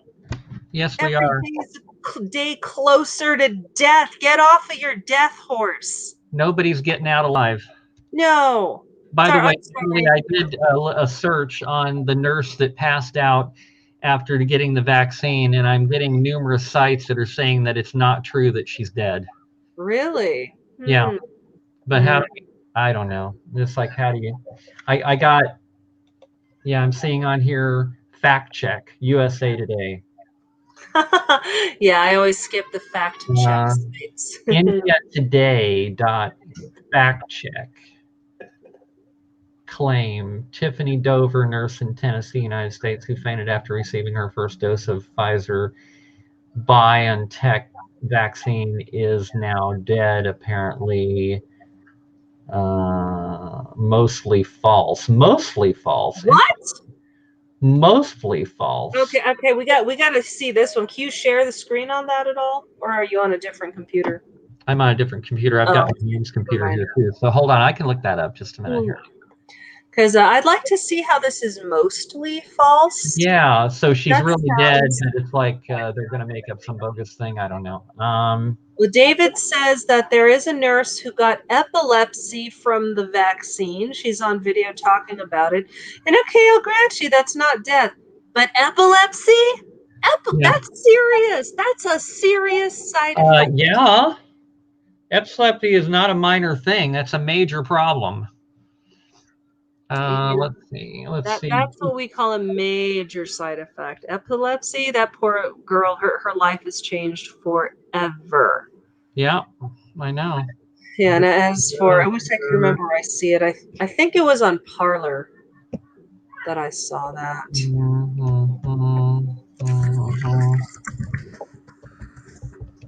I'm trying to see if I can find something here. Yeah, I'll try to search as well. Dead rumors. Dead rumors. Hospital post video. She's alive. The nurse is not dead. Fact check. It's possible she got conflated with the death of the 75-year-old, although I find that hard to believe. Let's see. Sorry, y'all, but when Rebecca and I get on a hair chasing something down, we really chase it down. Well, let's see. While you're doing that, I've got another thing to share here. So 12 times the lockdowners were wrong. And this one really gets me. Fauci was wrong. Yeah, Anthony Fauci says lockdowns are not possible in the United States. Guess when he said that? Oh yeah, January 24th. When the president was calling for locking down our borders against China. Yeah, people keep forgetting that the president, it wasn't exactly a lockdown, but he definitely did close our borders to China. Oh yeah, that's something I don't think we could possibly do in the United States. Yeah, okay, these are Fauci's own words. Fauci's own words, people. I can't imagine shutting down New York or Los Angeles, but the judgment on the part of the Chinese health authorities is given it's spreading throughout the provinces. Well, it's their judgment that this is something that's going to help in containing it. But whether or not it does or does not is really open to question, because, here's the kicker, here's the zinger, historically, when you shut things down, it doesn't have a major effect. Say that again. When you shut things down, it doesn't have a major effect. Historically. Fauci, where's your history now? Now that you're promoting lockdowns, don't go see family, don't see the relatives, cancel your Christmas travel plans. Yeah, thanks, Fauci. Great way to nullify what you said back in January. And he thinks we should believe him? And Fauci, Rope, yeah, pandemic showdown on YouTube. Oh, I'll have to look that one up too. And you know what, David, you make a good point. Doctors should know better, but doctors sometimes can get strong-armed and influenced as well. And something that people don't realize is just because someone is a doctor of medicine does not mean that they are a scientist. It does not necessarily mean, even though they have been taught something that was derived using the scientific method over the past century or two, does not make doctors scientists. Doctors do not always use the scientific method. And I know of doctors, and actually I do know one doctor who is both a scientist and a medical practitioner. But not all doctors are both doctors of medicine and scientists. And people sometimes conflate the two together. They're like, oh, but the science, and my doctor says, it's like, well, yeah, your doctor's been taught propaganda about vaccines, which has been paid for and sponsored in medical universities and medical programs by, oh, let's see, pharmaceutical and vaccine companies. Yeah, who do you think sponsors and provides some of the stuff in the textbook? Who do you think sponsors the writing of some of those medical textbooks? They're expensive. Yeah, that their pharmaceutical companies and vaccine companies pump money every year into the creation of curriculum that goes towards training our doctors and nurses. Well, it's like the old saying that history is written by the winners. Yes, yes. It's the same sort of thing. It's like they're the ones that are in control. They're the ones with the money, so they influence the textbooks. Yes, definitely. So, unfortunately, you can't always trust a doctor. And originally, doctors have no say in whether or not we have to take something. They just don't. If you decide, you know what, I don't like the side effects, the pros don't outweigh the cons in this medication I'm taking, I don't want it. If you decide, I don't want this surgery, you don't have to have that surgery. There are people, my mother's one, who've decided, no, I have cancer, but I don't want to take chemotherapy or radiation. And that's their choice. And that is their freedom. So just because a doctor prescribed something and makes a diagnosis doesn't necessarily mean they're right. And whether or not they're right is actually immaterial, because the patient holds the ultimate right to decide what to do with their body and what goes into their body. So if we are truly headed towards a vaccine mandate, be very careful, people. That's kind of that's beyond the last straw for me. No one tells me what I can put inside my body, much less outside my body. But Well, I've been talking about this for months, ever since the whole concept of them trying to force you to wear a mask came out. And I was talking about that way back early this year. And I said, if you go along with this, what's going to be next is they're going to want to force you to get a vaccine. Mm-hmm. And then what comes after the vaccine is proof of having the vaccine in order to travel or buy anything. Right. And that could include a mark on your body. Or even inside your body, or something that they can track, that they can say, oh yeah, you're up on your vaccinations. Yeah. And actually, people in the, I haven't always been anti-vax. Recently, I've sort of been I've been researching for a few years, and I haven't liked everything that I found out about vaccinations, and I've kind of been working my way towards that. But I've known people in the anti-vax communities for years and years. And one of the things that they have been afraid of is tracking, because there have been rumblings about it, tracking your vaccine records through the vaccine itself, putting something in you that someone could just like wave a wand over your hand or your body and go, oh yeah, I see you're up on your vaccines. That has been, well, some people would call it a conspiracy theory, but based on the stuff that Bill Gates is coming out with, it's no longer a theory. Maybe it's still a conspiracy, though. Who knows? Who's conspiring with Bill Gates? Well, Fauci took the Moderna vaccine. Anyone find that interesting? How is that not a conflict of interest? Fauci's the one who sits on a board that I believe is connected to Moderna, if not Moderna itself. So he stands to make a lot of money off the Moderna vaccine. A lot of money. And why isn't anyone talking about that? I mean, for crying out loud, people are making huge deals about, oh, but the president might have 90 cents of this in his stock portfolio. everybody has certain stocks if they have 401ks, etc., etc. Almost everyone has a piece of that pie.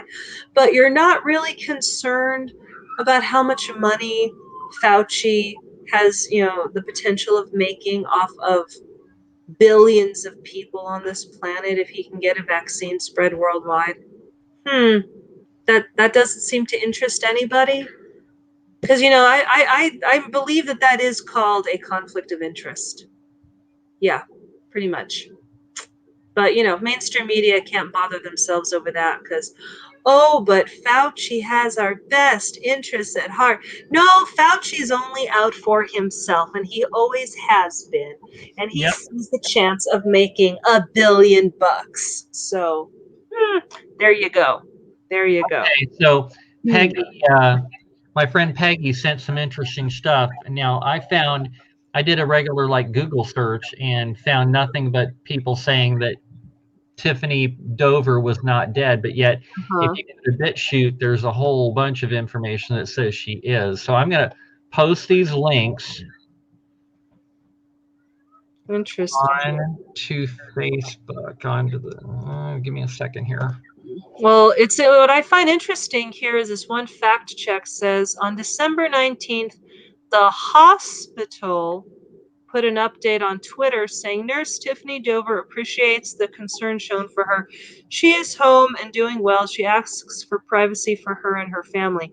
Why didn't she post that on Twitter herself? Yeah, it kind of makes you wonder, don't it? Yeah, it's like, okay. Well, when so many of these false fact check sites go one way, it makes me extremely suspicious. Like, yeah, you all want me to believe one thing. Why? I'm pasting some links in here. Okay, cool. I found. Thank you. Yeah, so you all can go take a look yourself, make up your own minds about this. There were a few sources from, I believe it was Parler, that I had seen. And who knows, maybe they were wrong. Maybe it was just gossip. But wouldn't that be really interesting if no one can confirm she's alive? I mean, proof of life, that ought to be pretty easy to do, right? I think. I mean, all she has to do is post a video or something. Okay, there you go. I just posted a bunch of stuff. I see. Thank you. Thank you. Okay. David says some of those fact checkers were funded by the CCP. That's right. Just like the virus. Yeah. Well, what's even worse about the virus is we funded some of that research on the virus ourselves, too. Yeah, ain't that a hoot? Unfortunately. Of course, we weren't asked about it either. So, hey, on another slightly different subject, that so-called bombing that occurred in Nashville the other day. Yes. So Tennessee Christmas morning RV bomb. Now, this particular fact is, in fact, even confirmed by mainstream news that bomb went off right next to that AT&T communications building. That building was, in fact, housing the Dominion voting machines that were being forensically analyzed in that building. Yep, Dominion voting machines. They were making use of the supercomputer in that building for doing that work. Now, isn't it more than a coincidence that that building was targeted? And now this could, I looked at the video you sent over to me, Natalie, about that security camera that caught footage of that area of the city right before the explosion occurred. And it did look like a missile strike. I mean, I saw the trail go in there, and I was looking at all the surrounding stuff, and I watched it over and over and over again. And I was looking at blinking beacon lights on radio antennas and stuff like that, and I was trying to see if maybe the footage had been altered But I don't know. I couldn't find evidence that it was altered. Well, and that wasn't the only coinky-dink that happened. A New York printing business in Rochester got destroyed by fire on Saturday night, I believe. Yeah, Saturday night. And what's interesting about that is they made the same warehouse was in the news in September when they were forced to reprint over 100,000 ballots for the election due to a small percentage of those featuring misprints or errors. So, a warehouse that printed a good portion of election ballots for this year's election just burned to the ground on Saturday. And an AT&T communications hub. I'm sure that's all just a coincidence, Oh, right? yeah, not related whatsoever. I mean, in an election year, after an election that happened to be one of the most disputed elections in history, oh, yeah, just a warehouse burning to the ground. That's got nothing to do with it. You know, I'm going to go ahead and... Yeah, they got bombed. Nothing to do with it. I'm going to go ahead and pile on to that because this is a story that I was doing some research on weeks ago, and I just kind of pushed aside because I'm thinking, okay, it's like, it's just the one thing. But I don't know how many of you know about the story about Kelly Loeffler's campaign assistant that worked with her, and also which happened to be the boyfriend of the daughter of Governor Kemp in Georgia. Okay, we're talking about two people in Georgia. We're talking about Kelly Loeffler, a candidate for Congress in Georgia, and we're also talking about the governor of Georgia, Brian Kemp. Okay, so this guy that was in this tragic car accident only like a day or two before the governor was making a decision on whether or not the ballots would be audited in Georgia. This guy ends up in a tragic car accident, and he just so happens to be Kelly Loeffler's campaign assistant and also the boyfriend of Brian Kemp's daughter. Yeah. And this guy was in a car accident. I looked at the footage of it. His car was burned to ash. Basically, there was an accident, and it looked like a semi-truck was involved. And of course, those semi-trucks have those big, huge fuel tanks filled with diesel fuel on them. And I've seen those trucks catch on fire on the highway, and when there's nothing left because that diesel fuel just burns nice and slow and just burns it completely up. So, you know, if I would have mentioned that by itself a few weeks ago, it might have said, it's just a coincidence. But all of these things going on, I don't know. And you could be right, David. It could have been a car bomb, because I looked at the car and it was just completely burned up. There's no way that you could have survived that so-called accident. Yeah. Yeah. And the thing is that gasoline does not easily explode. No. Is it dangerous? Yeah. And can it explode? Yes.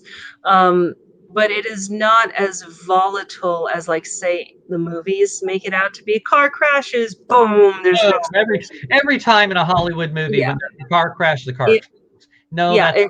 So gasoline, unless it's very, very specific circumstances, a gasoline tank doesn't explode.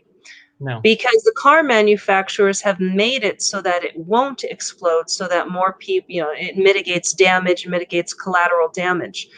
Will the gasoline catch on fire? Of course. Like your car, just like if you have a loose fuel cap or you have a leaky fuel cap, you'll get an engine light in your car.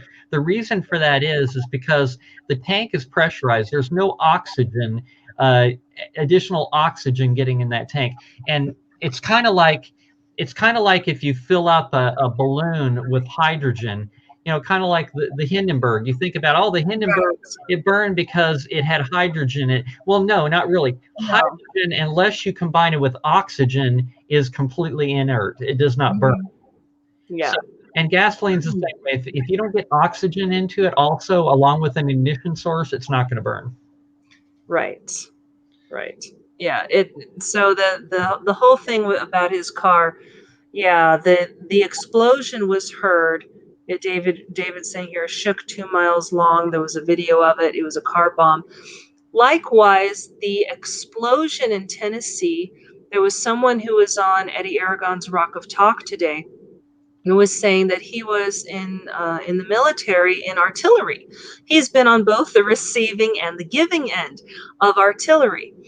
And he had his own theories about what the Tennessee explosion was, but the thing that he said that was the most suspicious from looking at the videos and watching the pictures, where's all the shrapnel? If that RV truly had a bomb inside that was exploding outwards, his thing was there should have been a ton of shrapnel. And there wasn't. And that there actually should have been more damage to the outsides and even insides of the buildings where on the block where the bomb blew up or the RV blew up. But there wasn't. I mean, there was some damage, but he said, honestly, for something that's exploding outwards, and if it reached that far anyway, there should have been more damage. There should have been more shrapnel just from the sheer mass of the RV blowing up. Now, granted, that's not my forte, but that's from someone who's in artillery, and that's his wheelhouse. And he had his own suspicions. He's like, honestly, if I had, how do you put it? He thinks that someone created a gas pocket and then ignited. Think about this, Natalie. If it would have been a massive car bomb, then think of way back during remember the Oklahoma City bombing? Mm-hmm. It completely collapsed that building that it was next to. Yes. Okay. And whereas in this situation, this was parked right next to that AT&T building, and the building was not collapsed at all.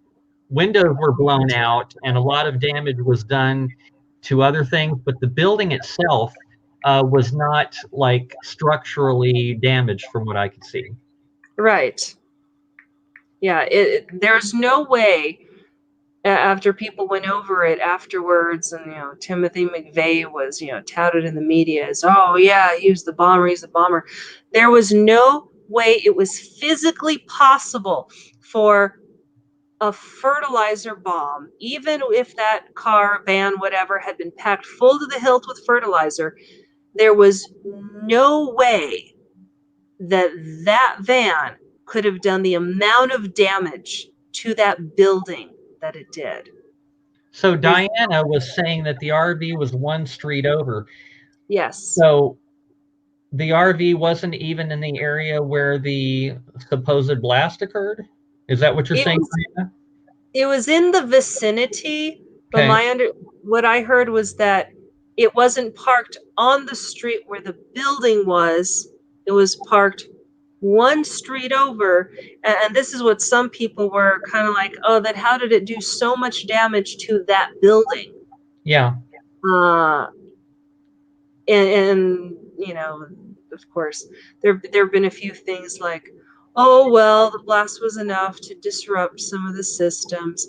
But see, some people didn't lose cell service until a few hours later, which they're saying, well, that's because the backup generators kicked in. I'm like, well, then it didn't sound like it damaged anything, did it? Yeah, Diana said that, the RV was on 2nd Avenue. The AT&T building is one street over from that. I find that missile video really compelling. I'm going to share it on the chat with you all, because the contrail, and just to warn you, it's really quick at the beginning. It's very hard to see. And Natalie had to tell me where to look, and then after I knew where to look, I could see it. And you're better off not looking at it on your phone. You're probably better off looking at it on your computer on a bigger screen. It's easier. It's possible to see it on a phone, but you got to have good eyesight. Yeah. And look at it a few times. In the video, you'll see 3 like street light poles, street posts, and the contrail shows up between the two shorter posts, or the two that are on the left. Yeah, the two that are on the left, and right at the beginning. You'll see at the beginning, and then you'll see if you look between the two lower posts, they're to the left. You'll see it. It's almost it's like almost vertical, not quite vertical. You'll see that contrail come in, and it goes to pointing exactly to the direction of the explosion. Yeah. David says the light by the building. Yeah, there's a little light down there. It's closer to the skyline by the buildings. And you may have to watch it once or twice. I had to watch it 2 or 3 times before I finally saw it. But it's a little unmistakable zoop. Yeah. Before the explosion. Right in there. And it's very much coming from up. It's not a sideways thing. It's not radiating outwards. It's not part of the explosion itself at first. It was right down there. It's like, oh, that is very interesting. Very interesting. And I studied the video. I played it over and over and over again, and I was watching surrounding things. Unfortunately, there weren't any vehicles driving by on the road at precisely the time that the explosion occurred. That would have been ideal. But I was looking at there's like a couple of looks like radio towers or something that have a blinking beacon on the top of them.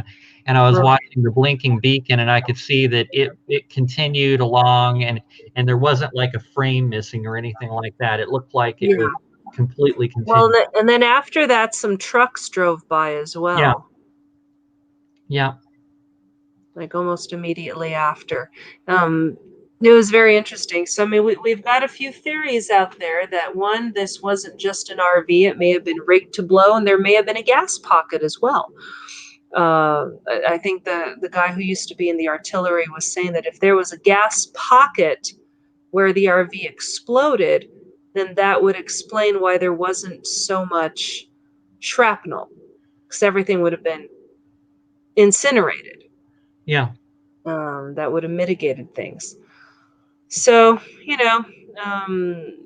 I'm sure there probably was some, quote, tissue, human tissue in there. There's potential that the guy was left for dead in there so that he could be the fall guy, the patsy. Oh, it was a suicide. He was single. He was 63, white male, dissatisfied. Sound familiar? It wasn't long ago that the Mandalay Bay was shot up supposedly by one white 63-year-old male, although there's numerous videos and proof that it wasn't a one-man job. So, yeah, the Las Vegas shooting. Funny how we commemorate 9/11 and we commemorate all these other mass shootings every year in the news. But ever since the Mandalay Bay shooting, the mainstream media doesn't want you to remember it. They never commemorate that shooting. And that was the biggest terror attack on U.S. soil since 9/11. Yeah, that was horrible. But, no one really, pretty much, other than Laura Loomer, who also ran in Florida and got her seat stolen out from under her as well. Yeah. Coincidence again? I think not. Yeah, she's done some really great. If anyone looks up Laura Loomer, she is pretty much the only journalist who dug into the Las Vegas shooting and really did her homework and really pushed things out into the limelight. And she got suspended from Twitter. I think she's also suspended from Facebook. Some of her financial accounts, actually, I remember, have been canceled as well. So she's been getting, they're trying to push her out of the limelight because she knows a lot. She brought a lot to light, and she was asking a lot of questions. So it's looking more and more like, FBI probably is not on our side. And seem to care about us much because, oh yeah, the FBI were the first people on the scene at Tennessee as well. Yeah. How that happened. Oh, and supposedly they'd gotten 2 tips about this guy before the bombing. Wow. Oh, you mean like the Parkland shooter, where they'd been getting tips about him for months, including people reporting saying, oh yeah, he said he was going to shoot up the school.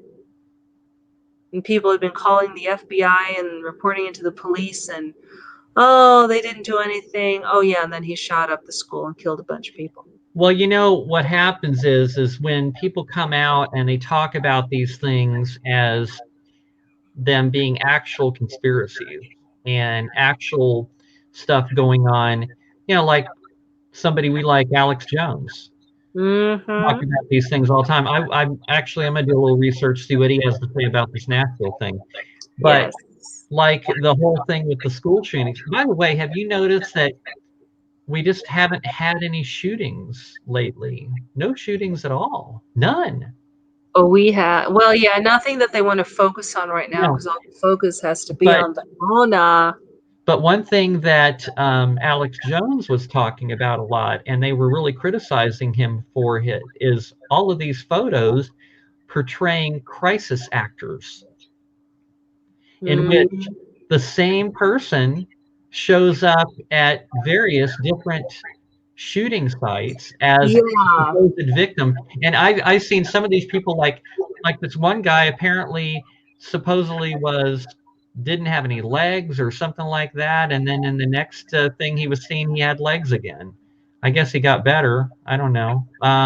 Well, I remember when all that came out and they were accusing him of, calling victims crisis actors. So then, of course, they start parading the actual victims.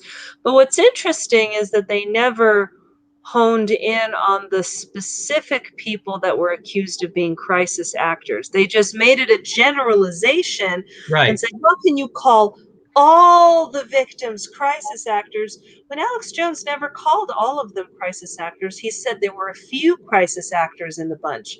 Yeah. But those people in the pictures that he was targeting, those never got explained. And those never got identified. Yeah. So, yeah. Cover up? Oh, no. Why would the media do that? No. Now, No, David.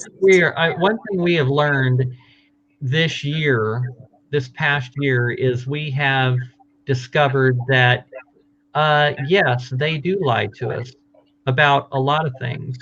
And before this year, it was always, well, it's a conspiracy theory, and it all just got swept under the rug. Well, now we're actually finding out that, in fact, the government and the mainstream news does, in fact, lie to us all the time. That's right. So now you've got to call into question pretty much everything. Wow. Diana says, how many mass shootings happened on Christmas just this year? I think 47 or 4. Oh, it's a 4. That's question mark. Well, that's interesting because when they were all about mass shootings, they changed the definition of mass shootings, if you remember. I think it was they lowered it from more than 6 people involved to 4 or something like that. So now lots of stuff's counted as mass shootings, and any shooting near a school counted toward, within a mile counted towards school mass shootings. Oh, it was ridiculous. But yeah, if you go by their own metrics, there were mass shootings around Christmas. There were incidents where lots of people got shot at and hurt or killed. There's been a lot of violence. One of the David said, yeah, lots of drive-bys in Chicago. Just actually, what was it? Christmas Day? Yeah, the night of Christmas Day, or in the morning after, I should say, John woke up early in the morning because he heard sirens. There was a murder down at one of the gas stations blocks away where a guy was beat up so bad that he died. And then there was also a shooting at another gas station. So there's still violence going on, but they want us to focus on sick people. Right. On the Rona. Yeah. Well, there was this absolutely stupid commercial that we saw for some kind of emergency room doctor's show where unfortunately everyone's, wearing masks, not just the surgeons. And a guy kidnapped, 2 teenagers, and one of the doctors is saying, "What? Someone kidnapping 2 teenagers during a pandemic?" And I'm like, how stupid is that? Do you think crime stops just because people get sick? Yeah. Did crime stop during the 1918 Spanish influenza? I don't think so. Crime certainly didn't stop during the Black Plague. Yeah, no, someone who would like to rape teenage girls isn't going to stop with that inclination just because people might be spreading a cold. Yeah. Yeah, no, not going to stop. And cops are constantly dealing with the rise in crime right now. Why do you think cops really aren't concerned with arresting mask wearers? We're having crime surges across the country. They don't have time. They've got better things to do with their time. Pretty much. Ugh. Yeah. Simple fact. Fat people are harder to kidnap. Good one, David. That's pretty funny. Oh. Well, okay. I guess that means I'm more likely to be kidnapped than my husband because he's got 100 pounds on me. It would be, Natalie, if he just pick you up and carry you away. I know, but hey, I am finally gaining weight. I think I'm finally in my 2nd trimester. Oh yeah, I need an obstetrician, you guys, because my OBGYN is no longer does the OB part, and I was supposed to have a checkup today. Called this morning to find out they're closed, and like for the week, and they never told me they were closed for the week. Oh well. But I'm finding a new doctor anyway, so yeah, if anyone can recommend to me an OB who won't make me wear a mask, that would be awesome. Yeah. Yeah. Because, yeah. Yep, David, you're right. They let out bad guys because of the virus, and they did bad things and got locked right back up. So, yeah, sheriff in California says, no, we're not letting bad guys out anymore. Good for you, sheriff. You shouldn't have let them out in the first place. But yeah, bad guys do. Bad guys do bad things. And they really don't care about a virus? No. Seriously, everyone who's freaking out about the virus, and like, if someone is stupid enough to break the law and they don't care about anyone else's rights, what makes you think they care about getting sick or getting other people sick? Seriously? Oh, good point, David. Healthcare system's so overwhelmed they're closed for a week. Yeah, that could be it. Wait, was that a mandatory closure? That better not have been. No, it can't have been. My mother just had her appointment. I'll have to look into that. Yeah. But yeah, healthcare is so screwed up right now, which is what they want. So that they can take over.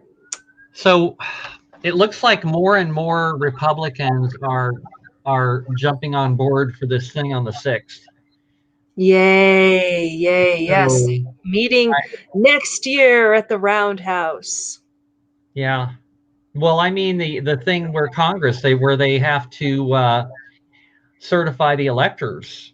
Yes. And there's more and more Republicans that are coming out and saying they're going to protest it, and so that's going to be really interesting. Yeah, well, a lot of people are going to be showing up at the 6th at the White House and then showing up at their capitals if they can't make it. We were seriously considering trying to drive to Washington, D.C. I would like to. Well, if I stayed here and I went from here, it'd be a lot closer, but. Oh, that's true, Rebecca. That's true. Because when are you supposed to come home? Well, I'm supposed to come home, head back on the 1st.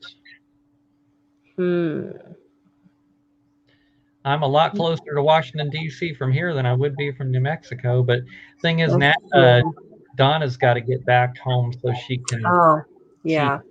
otherwise, I'd probably just stay here, and I would probably just drive on up to Washington, D.C. Put her on a plane. Now Yeah. she's going to be mad at me. Last time she got on a plane, she got sick. Yeah, yeah, I know. I mean, Virginia's, you know, not, well, it's closer to, way closer to here than New Mexico. Way closer. Way closer. You're a hop and a skip. It's a day's drive. Yeah, pretty much. Yeah. Man, that's tempting. That is tempting.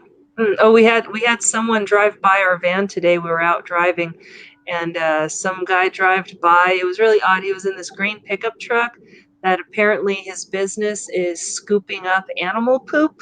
Okay. That Okay. was funny.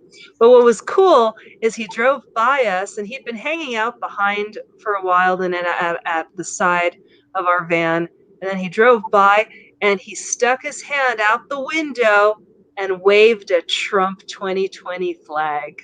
He's giving us a thumbs up. He's like, yeah! Love it. That's awesome.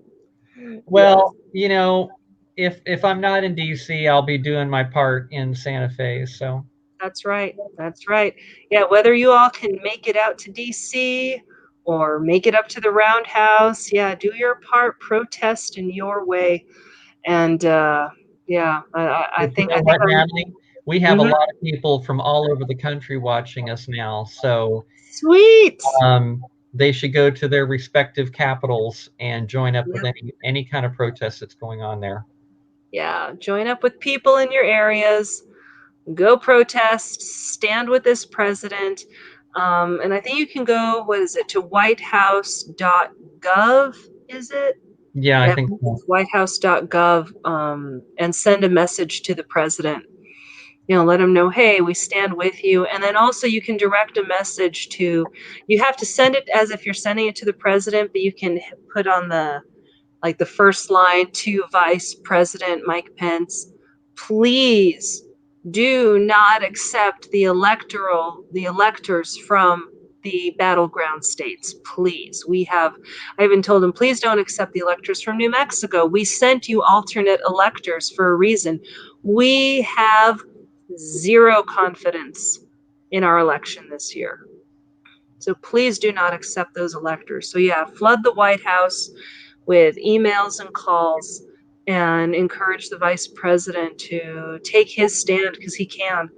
He can actually refuse in the Senate and go, nope, there's enough dispute over these states' electors, and you can kick it back to the Congress. Well, you Now, know, Diana said if she gets that $2,000 check, she might just go and hold up a sign saying Pelosi paid for my trip.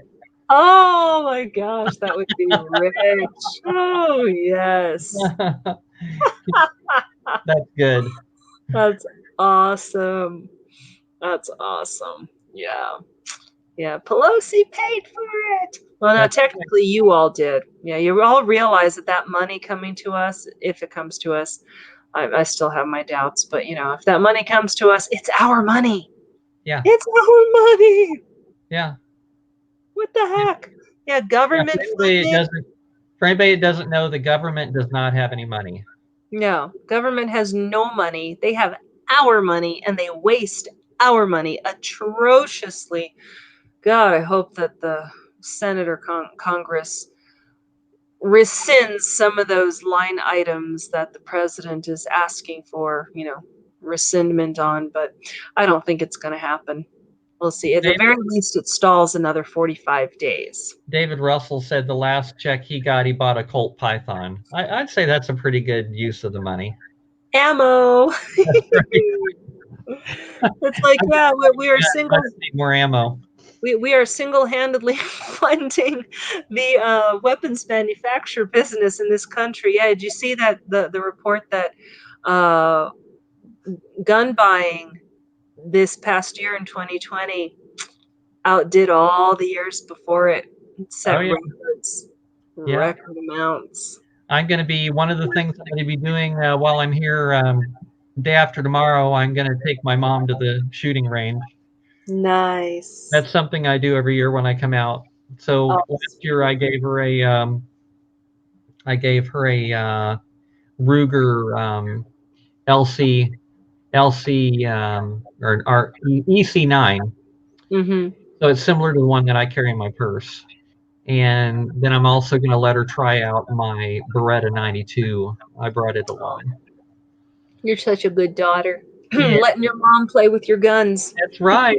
That's love. Yeah. Sharing your guns. That's love. No, it really is.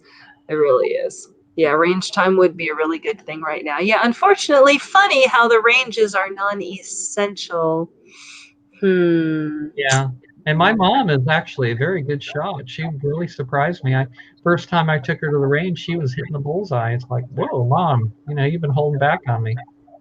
Wow. Well, there's a grandma who won't be run over by a reindeer. No, absolutely not. That Cool. reindeer would be dinner. Yeah, she'd be like, "Oh, dinner." Oh yeah. Yeah, I'm with you too, Diana. I actually don't want the money, and it's not worth it. We're putting our children into such debt and our grandchildren by now. It's just not worth it. Just not worth it. No, what we need to do is we need to end the scamdemic. People need to get back to work. We need to get our kids back into school. And if these teachers don't want to get back into school and teach our kids, we need to fire them and hire new teachers that do want to teach. That's right. Or, homeschool if you can. A lot more people are starting to homeschool. That'd be way better. Especially if they try to force vaccinations on public schoolers. Ooh, there's a lot of parents who will pull their kids out of school over that one. Yeah. So I'm probably gonna need to go here pretty soon and put a baby to bed. But oh yeah, if anybody wants to join us on another little shopping trip, we like to do little mask-free shopping trips every once in a while. Yeah. Then give us a hoot over at libertyladiesunite@gmail.com. Let us know if you'd like to join in, and we will let y'all know. Just make sure you give us your email and your phone number so that we can communicate with you all. And hopefully these will be getting a little bigger. And like I said earlier in the broadcast, I want to specifically target stores in certain areas of town that are really being mask Nazis. Don't worry, Peggy. I'm not accusing you of being a leftist teacher. No, there's plenty of good teachers. I know some too. They want to get back to school. They want to get back in person with their kids because this Zoom nonsense is just, it's impossible. Kids who would otherwise be great students are starting to have bad grades and fail. Yeah. Because it doesn't work. There are some people who can take some classes online, but it's not for everyone or for all subjects or for all kids. Adults choosing to take online classes, yeah, that's your choice. Cool. But kids, come on. They need to be in school. They need to be with each other. And Diana says you can spot the leftist teachers right away. We can keep the center and right teachers. Yeah, that's right. Yeah, the ones who are, oh, don't infect me. Like, okay, you're fired. Yeah, fine. Stay home then. And you wanted to stay home. Yeah. Yeah, I can tell you my friend Peggy is definitely not a leftist teacher. Yeah. You want to get back to school, but not take the vaccine. Yep. Yep. Good, David. Lawsuit. It says you're filing a lawsuit. No joke. All right. Very good. We do need people who will file suits. We have lawsuits being filed in New Mexico. And by the way, an update on my favorite preacher out in Baton Rouge. Oh, yes. Tony. Apparently, he won a court case, and the governor has been shut down as far as his attack on the church. Wow.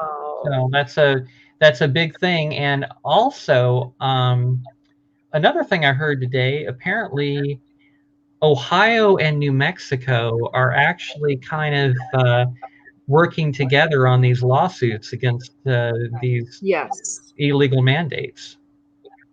So I found that interesting. Yeah, we have a group.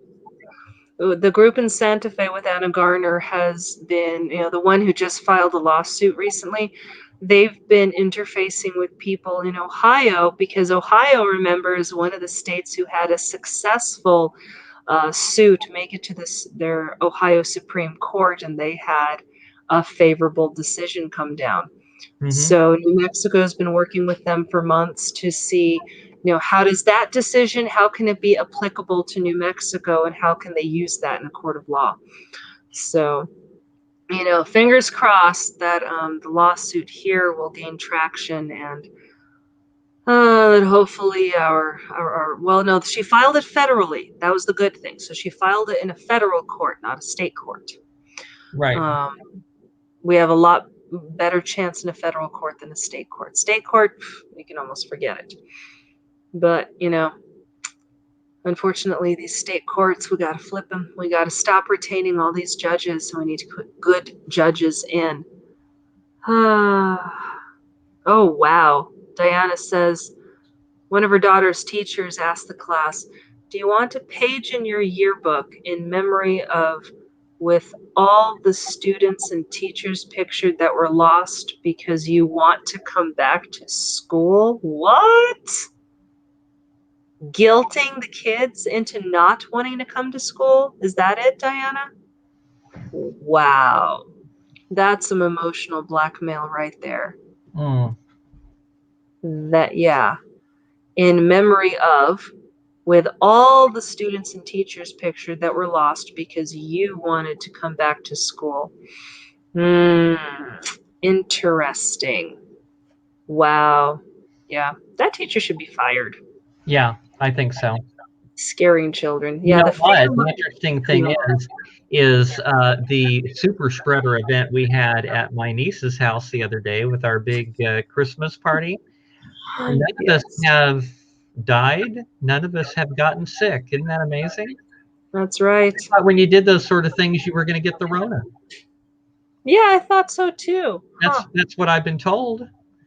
And none of us were social distancing, and none of us were wearing a mask. Yet none of us got sick, and none of us died. Wow. So maybe there's a flaw in that theory. What do you think? The more that people get better, the more that people recover and don't die from this thing, the more people are realizing, oh, wait a minute, I guess it's not such an emergency after all. No. Oh, but someone might die and you might get reinfected. That's Really? right. Show me the proof of that. Oh, it's been proven. Really?